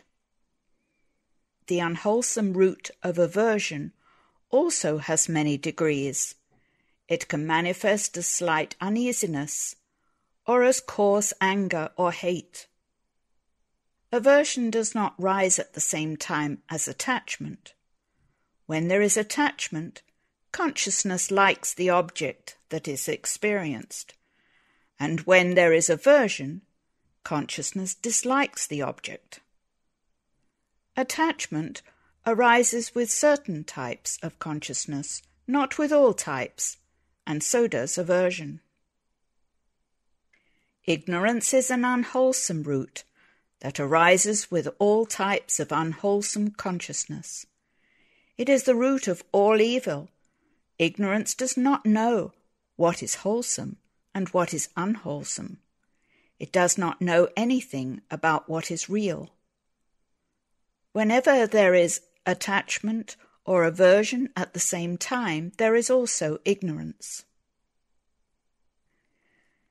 The 3 beautiful roots are non-attachment or generosity, non-aversion or kindness, and understanding or wisdom. Each type of wholesome consciousness is rooted in non-attachment and non-aversion, and it may be rooted in understanding as well. Each of these beautiful roots has many degrees. Without the assistance of non-attachment and non-aversion, wholesome consciousness could not arise, motivating acts of generosity. Attachment cannot exist at the same time as generosity. When one is truly generous, one gives impartially and does not restrict one's generosity to people one likes or to the members of one's family. The purpose of all kinds of wholesomeness should be to eliminate defilements, to get rid of selfishness. The Buddha taught the wisdom that can eradicate the clinging to the idea of self, but if one does not learn to get rid of stinginess and clings to one's possessions, one cannot give up the clinging to self. When we see that true generosity is beneficial, and that selfishness and stinginess are harmful, we would like to have more moments of generosity. However, in spite of our wishes, we notice that unwholesome types of consciousness often arise. Then we are disappointed with ourselves. We should acquire understanding of what conditions the arising of unwholesome consciousness. We must have been full of attachment, aversion, and ignorance in the past, even in past lives. Such tendencies have become deeply rooted. They have been accumulated. What is past has gone already, but the unwholesome tendencies that have been accumulated can condition the arising of unwholesome consciousness at the present time. We have accumulated not only tendencies to evil, but also inclinations to the wholesome. That is why there can also be moments of generosity and kindness at the present time. When an unwholesome type of consciousness arises, we accumulate more unwholesomeness. When a wholesome type arises, we accumulate more wholesomeness. The Buddha taught different ways of developing wholesomeness, and when we learn about these ways, there are already conditions for more wholesomeness. We find opportunity for generosity not only while we are giving, but also before the actual giving, when we try to obtain the things we intend to give, and afterwards, when we recollect our giving. When we are honest with ourselves, we can notice that before, during, and after the giving, opportunities for generosity are often spoiled by unwholesome consciousness. We may get tired when we have to buy or prepare the gift, and then aversion arises. While we are giving the gift, the receiver may be ungrateful and fail to respond to our gift in the way we expected, and then we may be disappointed. However, when we have right understanding of what wholesomeness is, we should be concerned only with developing wholesome states of mind, and not with the reactions of other people. Wholesomeness is wholesomeness, and nobody else can change the wholesome consciousness that arises. Before we learnt about the Buddha's teachings, we did not consider generosity in this way. We did not pay attention to the moments of consciousness. Through the Buddha's teachings, we learn about things as they really are. After the act of giving, the opportunity to recollect our generosity with wholesome consciousness can be wasted by unwholesome consciousness. At first we may have been generous, but afterwards we may find that the gift was too expensive and regret having spent our money. The Buddha taught that there is no self that can exert power over the different types of consciousness that arise. They arise because of their appropriate conditions. Through his teachings we can learn about the different types of consciousness and about our accumulated tendencies. Thus there will be more understanding of what is real, and this too is wholesome. When one has accumulated the tendency to stinginess, it is difficult to be generous, but through the understanding of what the Buddha taught, inclinations can be changed. We read in the commentary to the Vesantara Jataka about a monk in the Buddha's time who practiced the utmost generosity. He gave away his food, and if he received drink sufficient to fill the hollow of his hand, he would, free from greed, still give it away. But formerly he used to be so stingy that he would not give so much as a drop of oil on the tip of a blade of grass. In one of his past lives, when he was named Kosya, he lived as a miser. One day he had a craving for rice porridge. When his wife suggested that she would cook porridge not only for him, but also for all the inhabitants of Benares, he felt just as if he had been struck on the head with a stick. Then his wife offered to cook for a single street, or only for the attendants in his house, only for the family, only for the two of them. But he turned down all her offers. He wanted porridge cooked for himself alone in the forest, so that nobody else could see it. The Bodhisattva, who was at that time the god Sakka, wanted to convert him and came to him with 4 attendants disguised as Brahmins. One by one they approached the miser and begged for some of his porridge. Sakka spoke the following stanza, praising generosity. From little, one should little give. From moderate means likewise. From much, give much. Of giving nothing, no question can arise.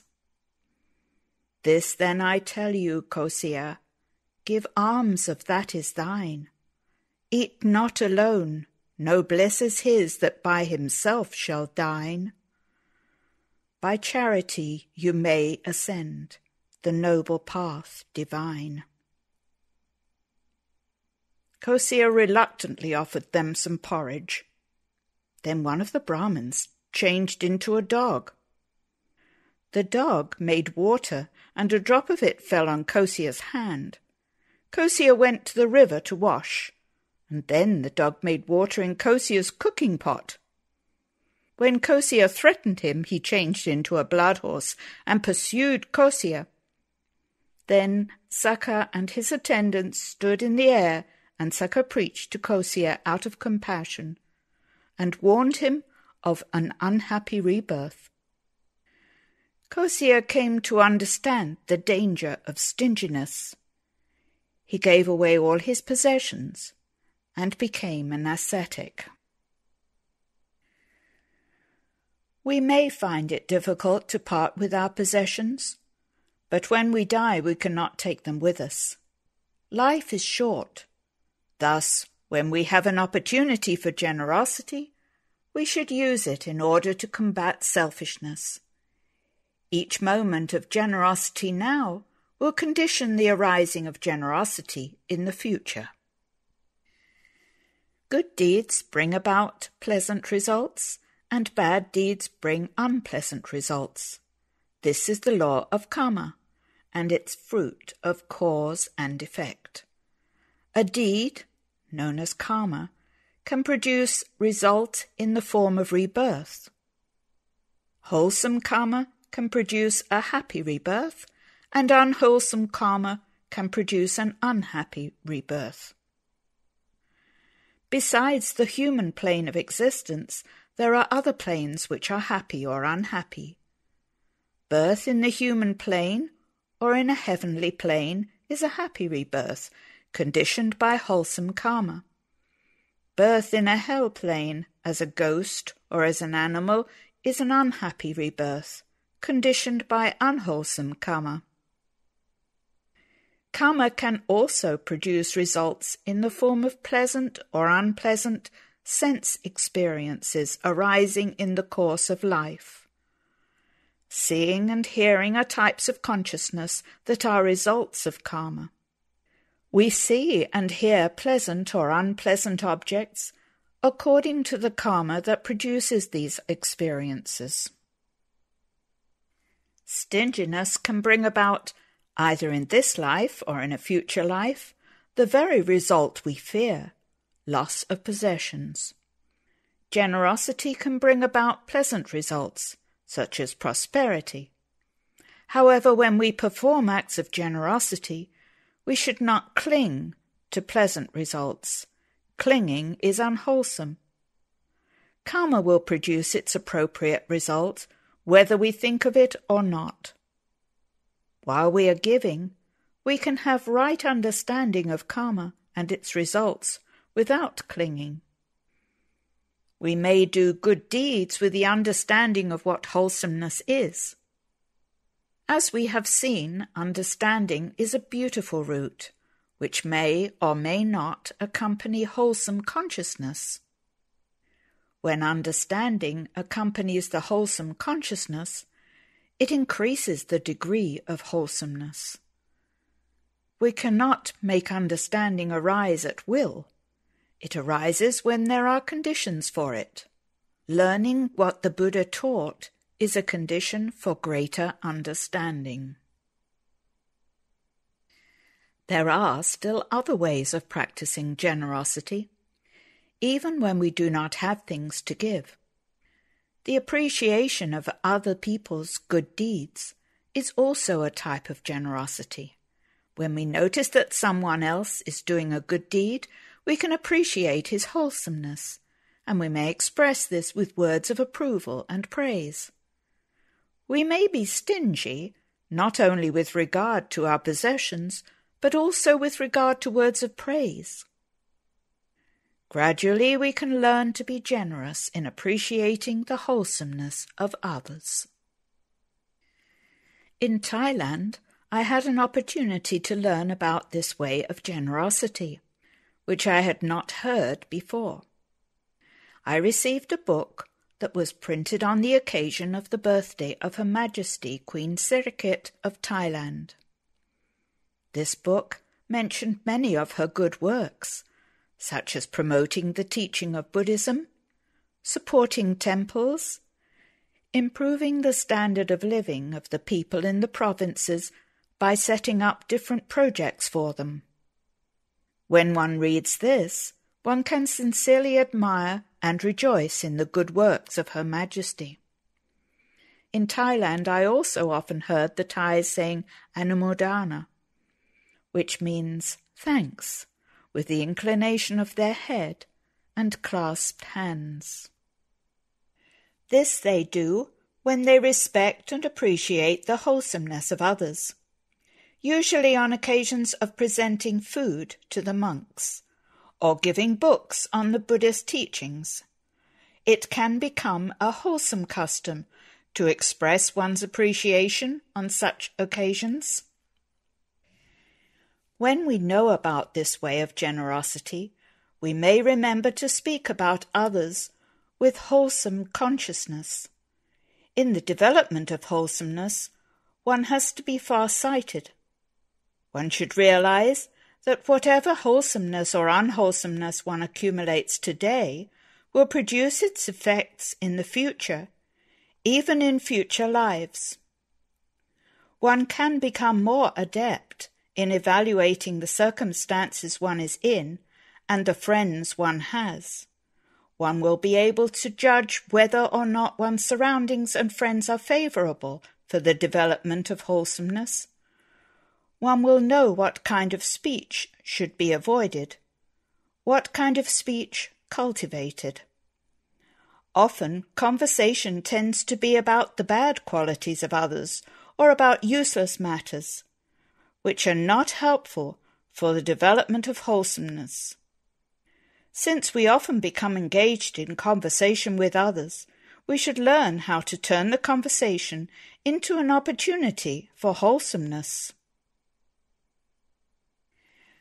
Another way of generosity is the sharing of one's wholesome deeds with others.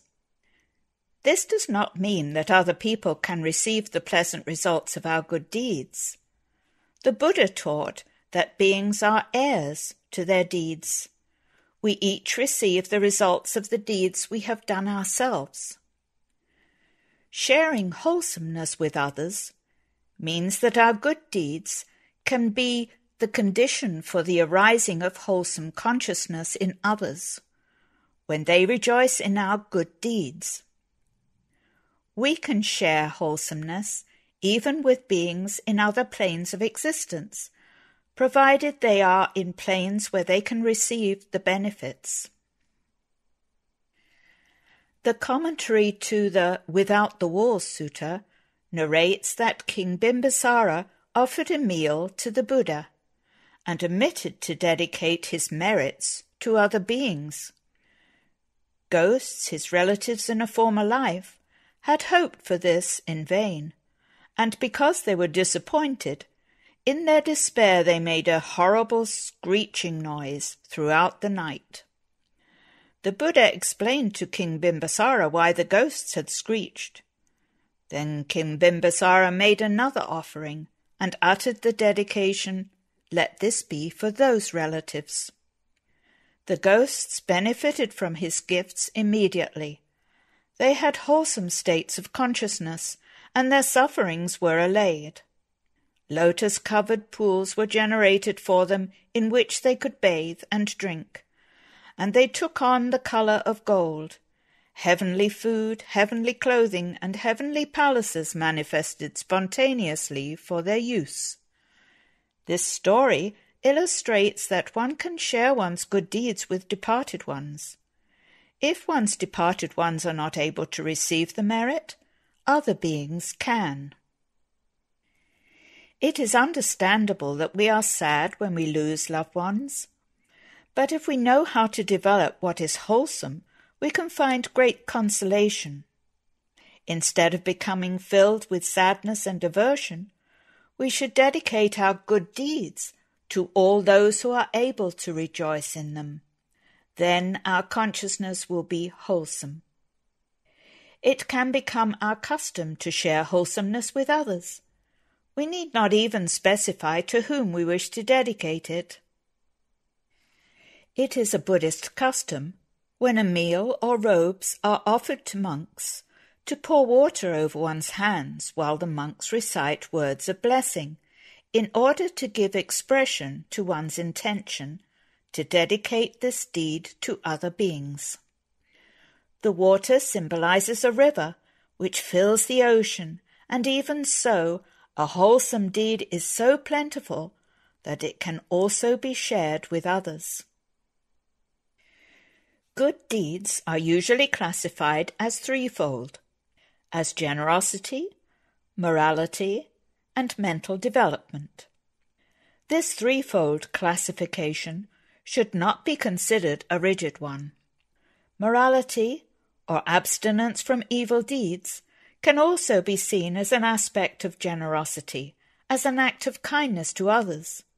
When we abstain from evil deeds, we give other beings the opportunity to live in peace, free from harm. If we want to develop generosity, we should not neglect mental development, the development of wholesome states of mind. We should know when consciousness is unwholesome and when wholesome, in order to develop generosity and other good qualities.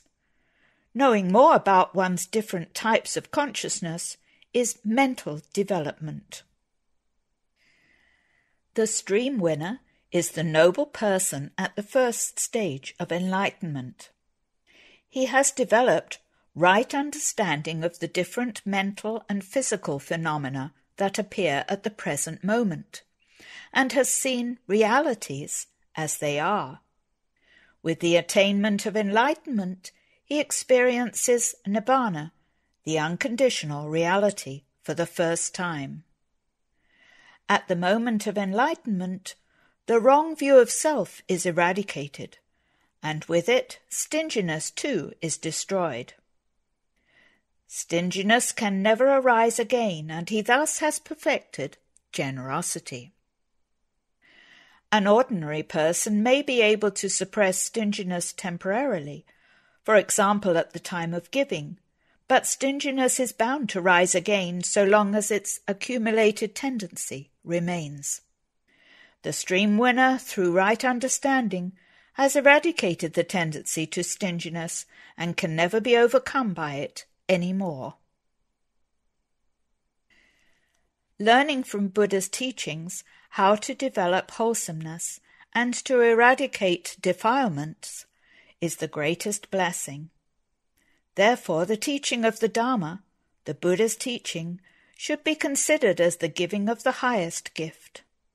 In learning what the Buddha taught and in developing wholesomeness, we correct our views about what is worthwhile striving for and what is not, about what is real and what is mere illusion.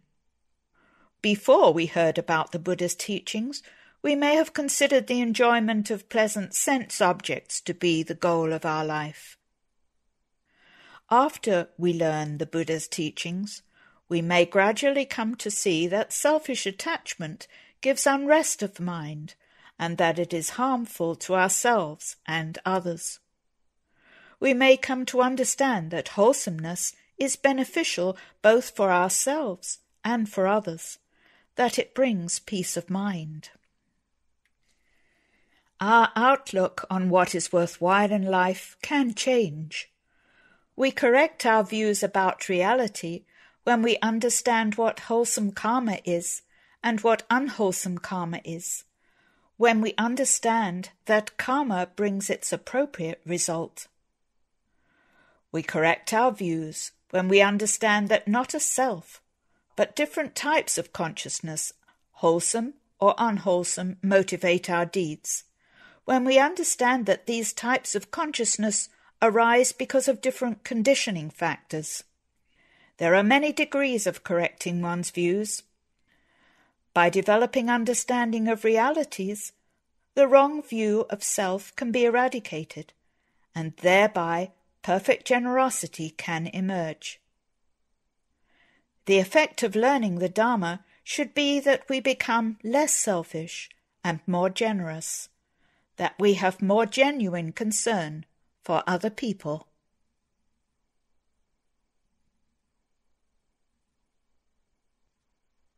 The Perfection of Giving by Acharya Dhammapala. The perfection of giving is to be practiced by benefiting beings in many ways.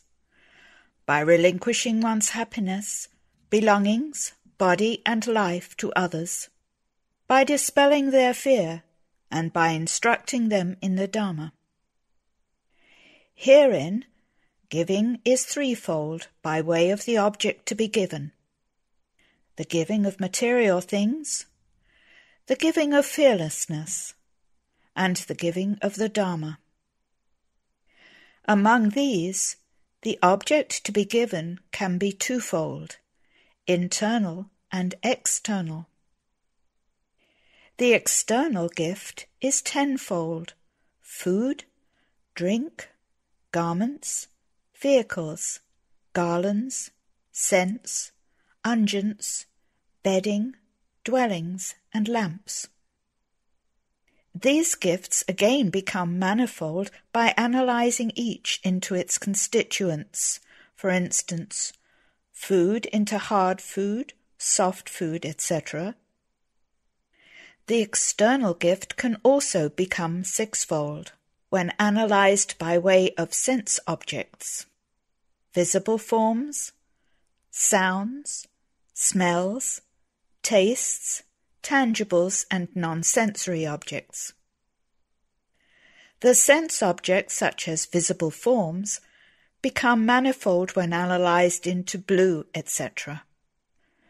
So too, the external gift is manifold by way of diverse valuables and belongings, such as gems, gold, silver, pearls, coral, etc., fields, lands, parks, etc., slaves, cows, buffaloes, etc.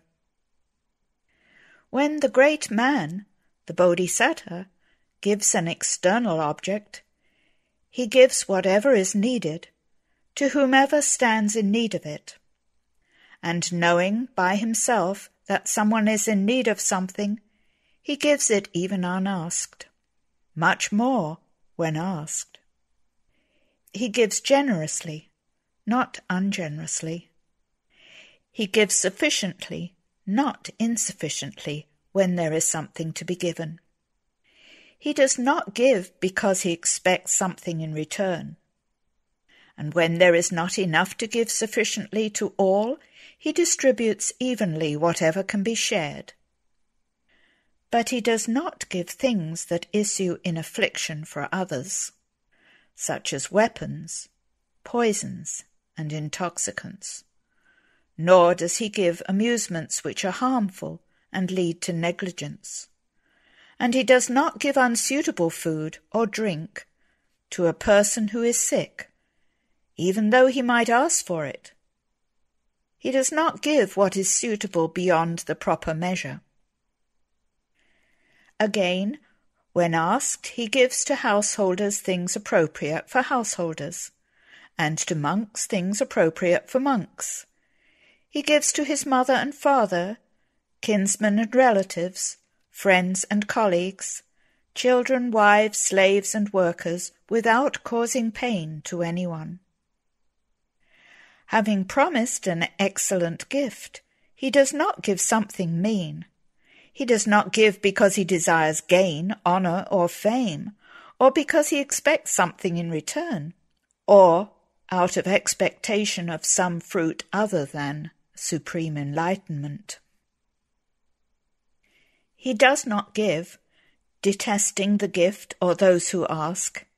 He does not give a discarded object as a gift, not even to unrestrained beggars who revile and abuse him.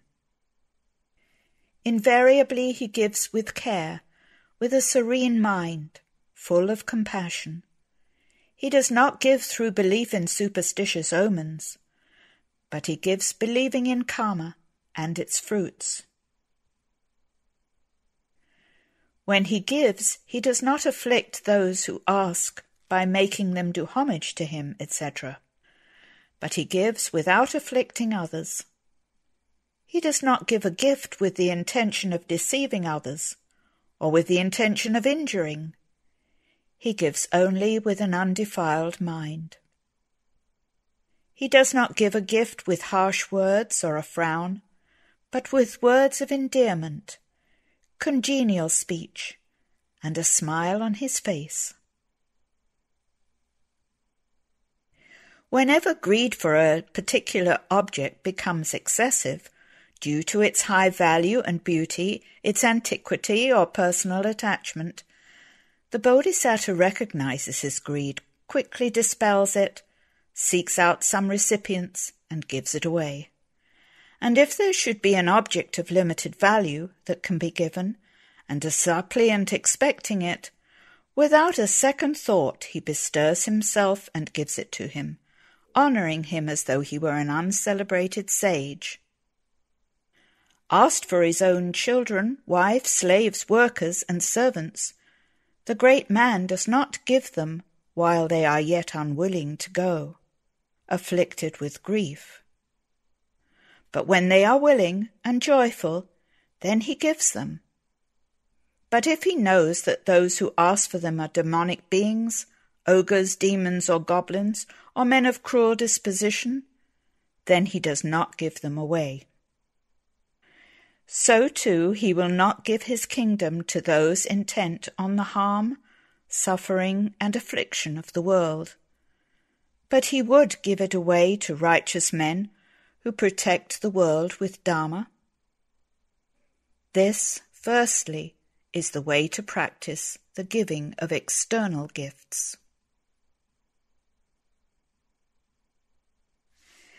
The internal gifts should be understood in two ways. How?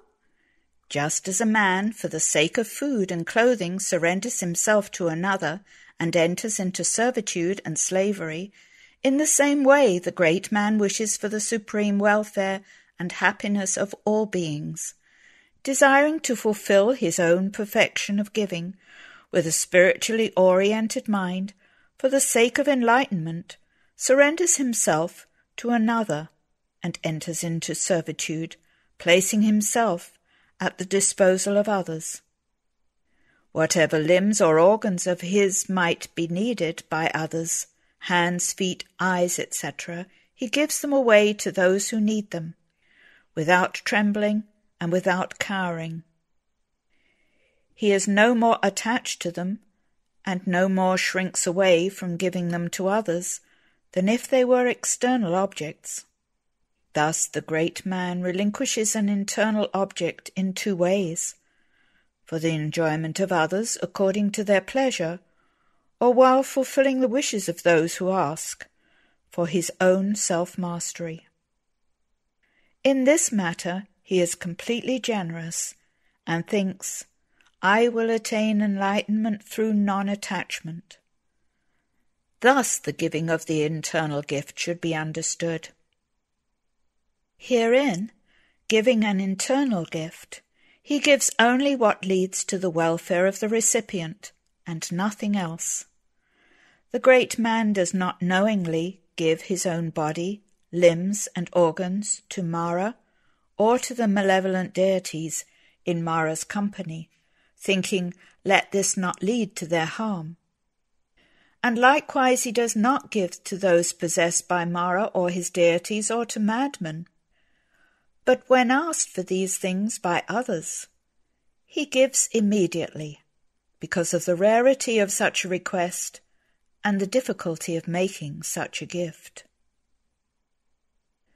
The giving of fearlessness is the giving of protection to beings when they have become frightened on account of kings, thieves, fire, water, enemies, lions, tigers, other wild beasts, dragons, ogres, demons, goblins, etc. The giving of the Dhamma is an unperverted discourse on the Dhamma given with undefiled mind. That is, methodical instruction conducive to good in the present life, to good in the life to come, and to ultimate deliverance.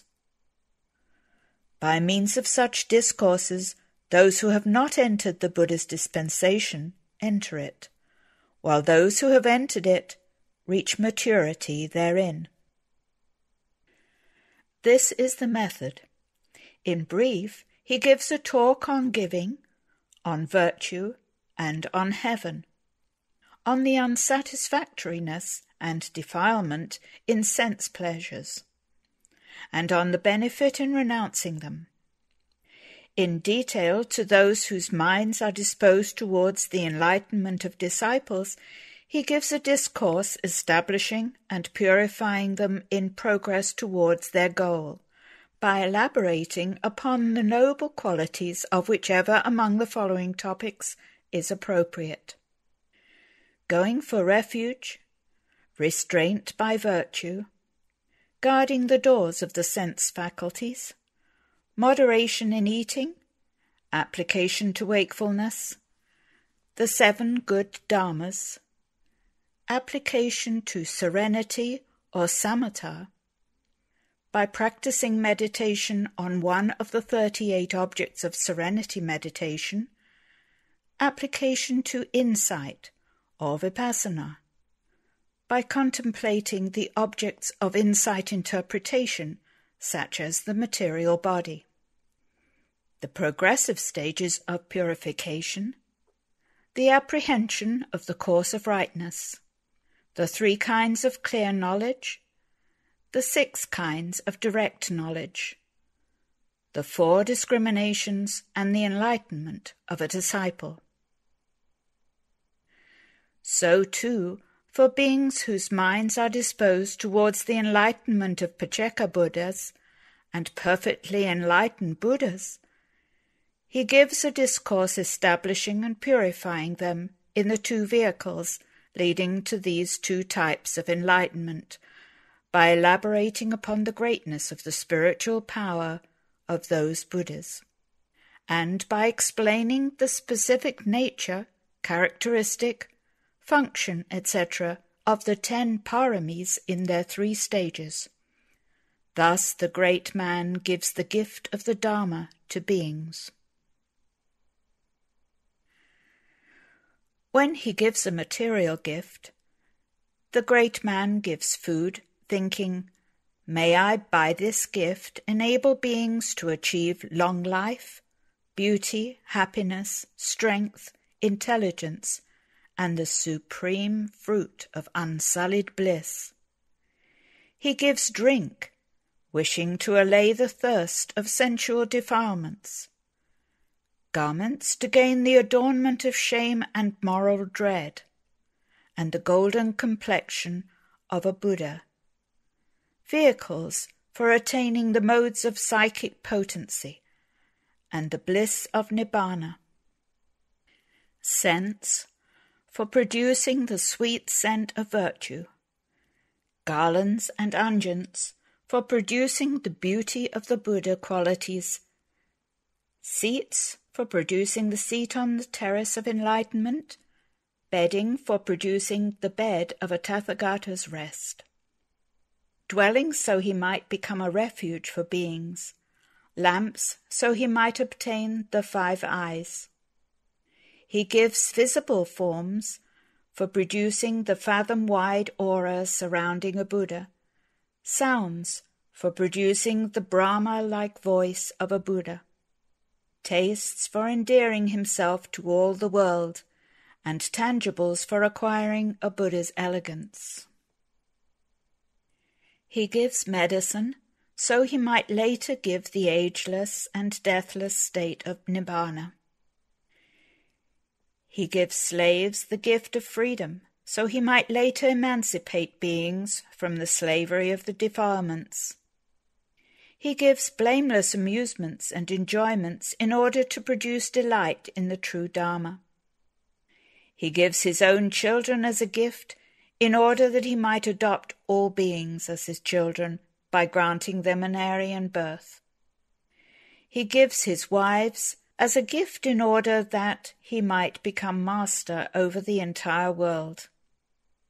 He gives gifts of gold, gems, pearls, coral, etc., in order to achieve the major marks of physical beauty, characteristic of a Buddha's body, and gifts of the diverse means of beautification, in order to achieve the minor features of physical beauty.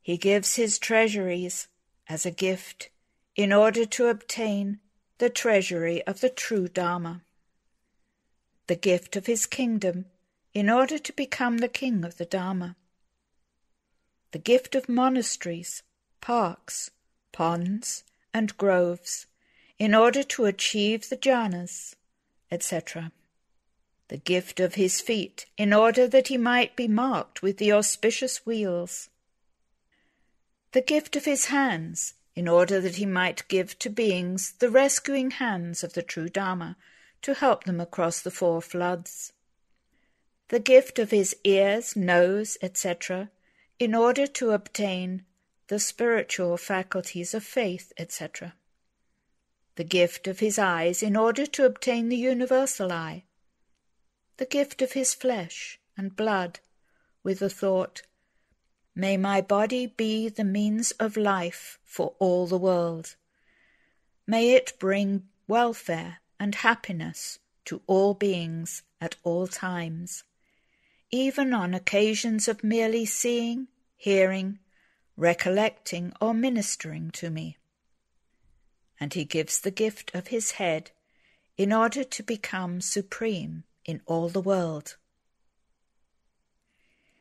Giving thus, the great man does not give unwillingly, nor by afflicting others, nor out of fear, moral shame, or the scolding of those in need of gifts. When there is something excellent, he does not give what is mean. He does not give extolling himself and disparaging others. He does not give out of desire for the fruit, nor with loathing for those who ask, nor with lack of consideration. Rather he gives thoroughly, with his own hand at the proper time, considerately, without discrimination, filled with joy throughout the 3 times. Having given, he does not become remorseful afterwards.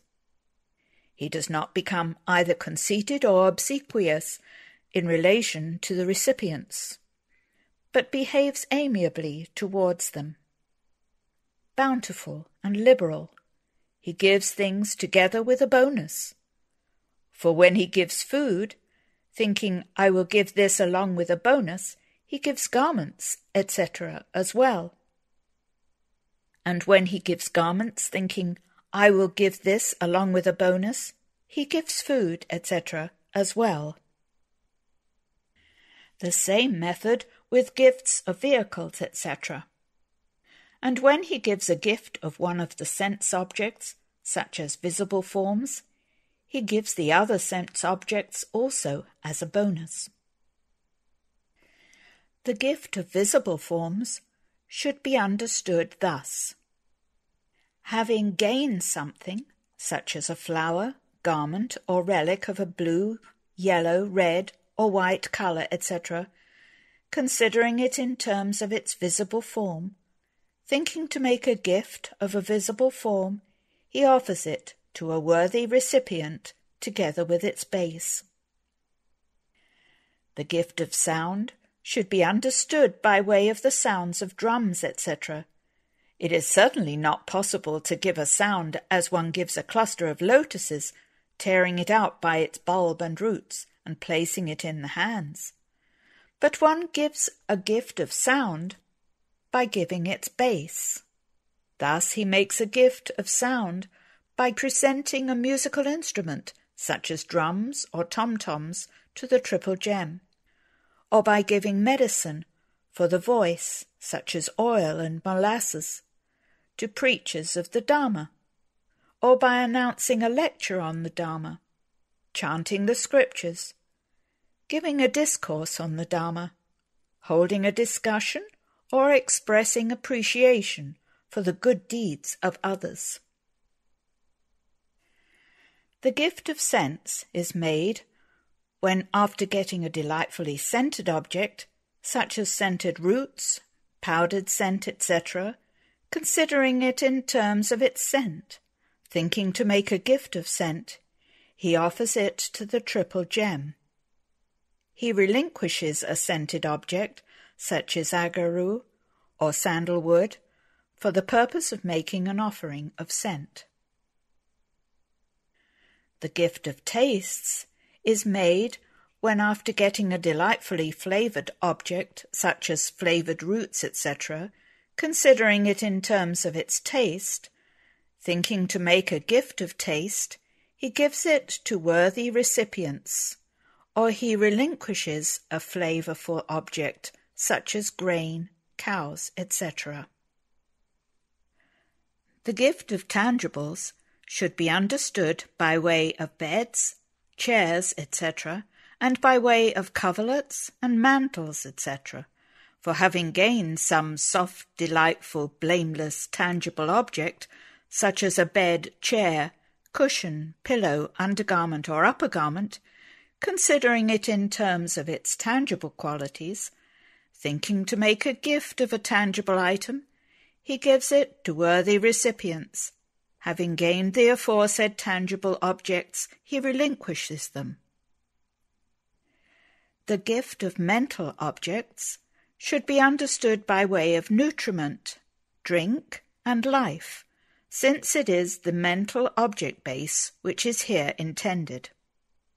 Having gained a delightful object such as nutriment, considering it as part of the mental object base, thinking to make a gift of a non-sensory object, he gives nutriment, for instance, ghee, butter, etc., or a drink, for instance, the 8 kinds of drink such as mango juice, etc., or, considering it a gift of life, he gives a ticket meal, or a fortnightly meal, etc., gets doctors to wait upon the sick and afflicted, liberates animals from a net, has a fishing net or bird cage destroyed, releases prisoners from prison, causes an injunction to be given forbidding the slaughter of animals, or undertakes any action of a similar nature for the sake of protecting the life of beings.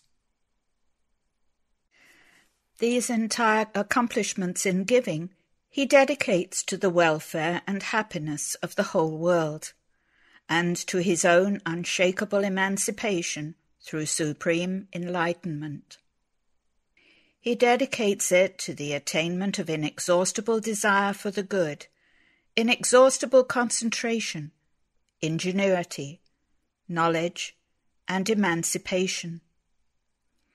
In practicing the perfection of giving, the great being should apply the perception of impermanence to life and possessions. He should consider them as shared in common with many, and should constantly and continuously arouse great compassion towards beings. Just as when a house is blazing, the owner removes all his property of essential value, and himself as well, without leaving anything important behind, so does the great man invariably give without discrimination and without concern. When the great man has made a mental determination to completely relinquish whatever possessions come his way, whether animate or inanimate, there are 4 shackles to giving which he must overcome, namely, not being accustomed to giving in the past, the inferiority of the object to be given, the excellence and beauty of the object, and worry over the loss of the object. First, when the Bodhisattva possesses objects that can be given, and suppliants are present, but his mind does not leap up at the thought of giving, and he does not want to give, he should conclude, "Surely I have not been accustomed to giving in the past. Therefore, a desire to give does not arise now in my mind. So that my mind will delight in giving in the future, I will give a gift. With an eye for the future, let me now relinquish what I have to those in need." Thus he gives a gift, generous, open-handed, delighting in relinquishing, one who gives when asked, delighting in giving and in sharing. In this way, the great being destroys, shatters, and eradicates the first shackle to giving. Second, again, when the object to be given is inferior or defective, the great being reflects, "Because I was not inclined to giving in the past, at present my requisites are defective. Therefore, though it pains me, let me give whatever I have as a gift, even if the object is low and inferior. In that way, I will in the future reach the peak in the perfection of giving." Thus he gives whatever kind of gift he can, generous, open-handed, delighting in relinquishing, one who gives when asked, delighting in giving and in sharing. In this way the great being destroys, shatters, and eradicates the second shackle to giving.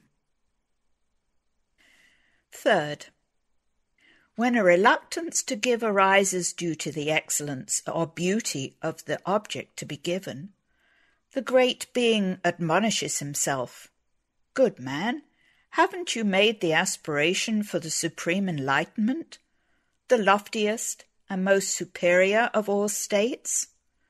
Well then, for the sake of enlightenment, it is proper for you to give excellent and beautiful objects as gifts."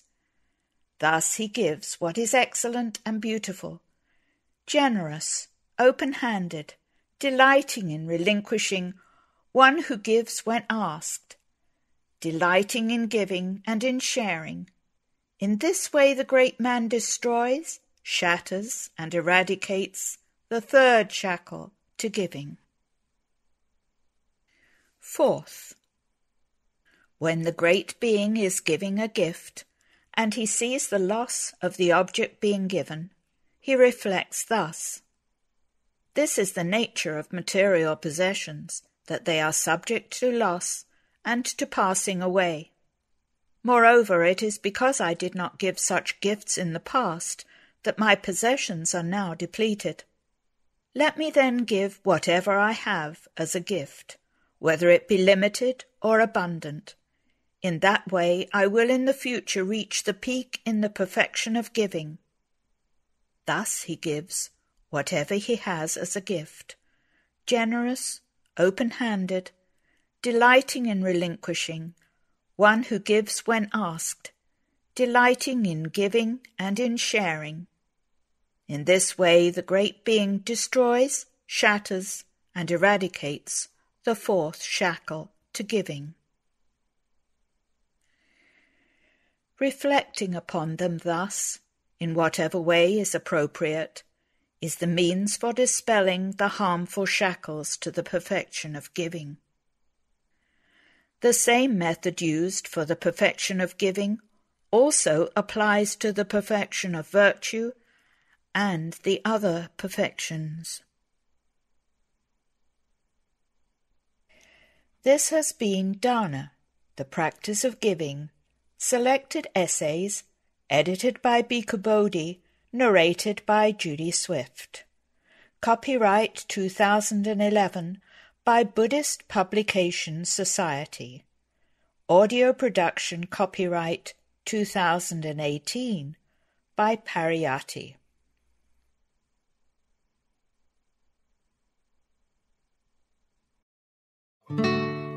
Pariyatti, a non-profit 501c3 organization, offers a wide variety of books, e-books, videos, and audiobooks about the teachings of the Buddha, the Pali language, and Vipassana meditation.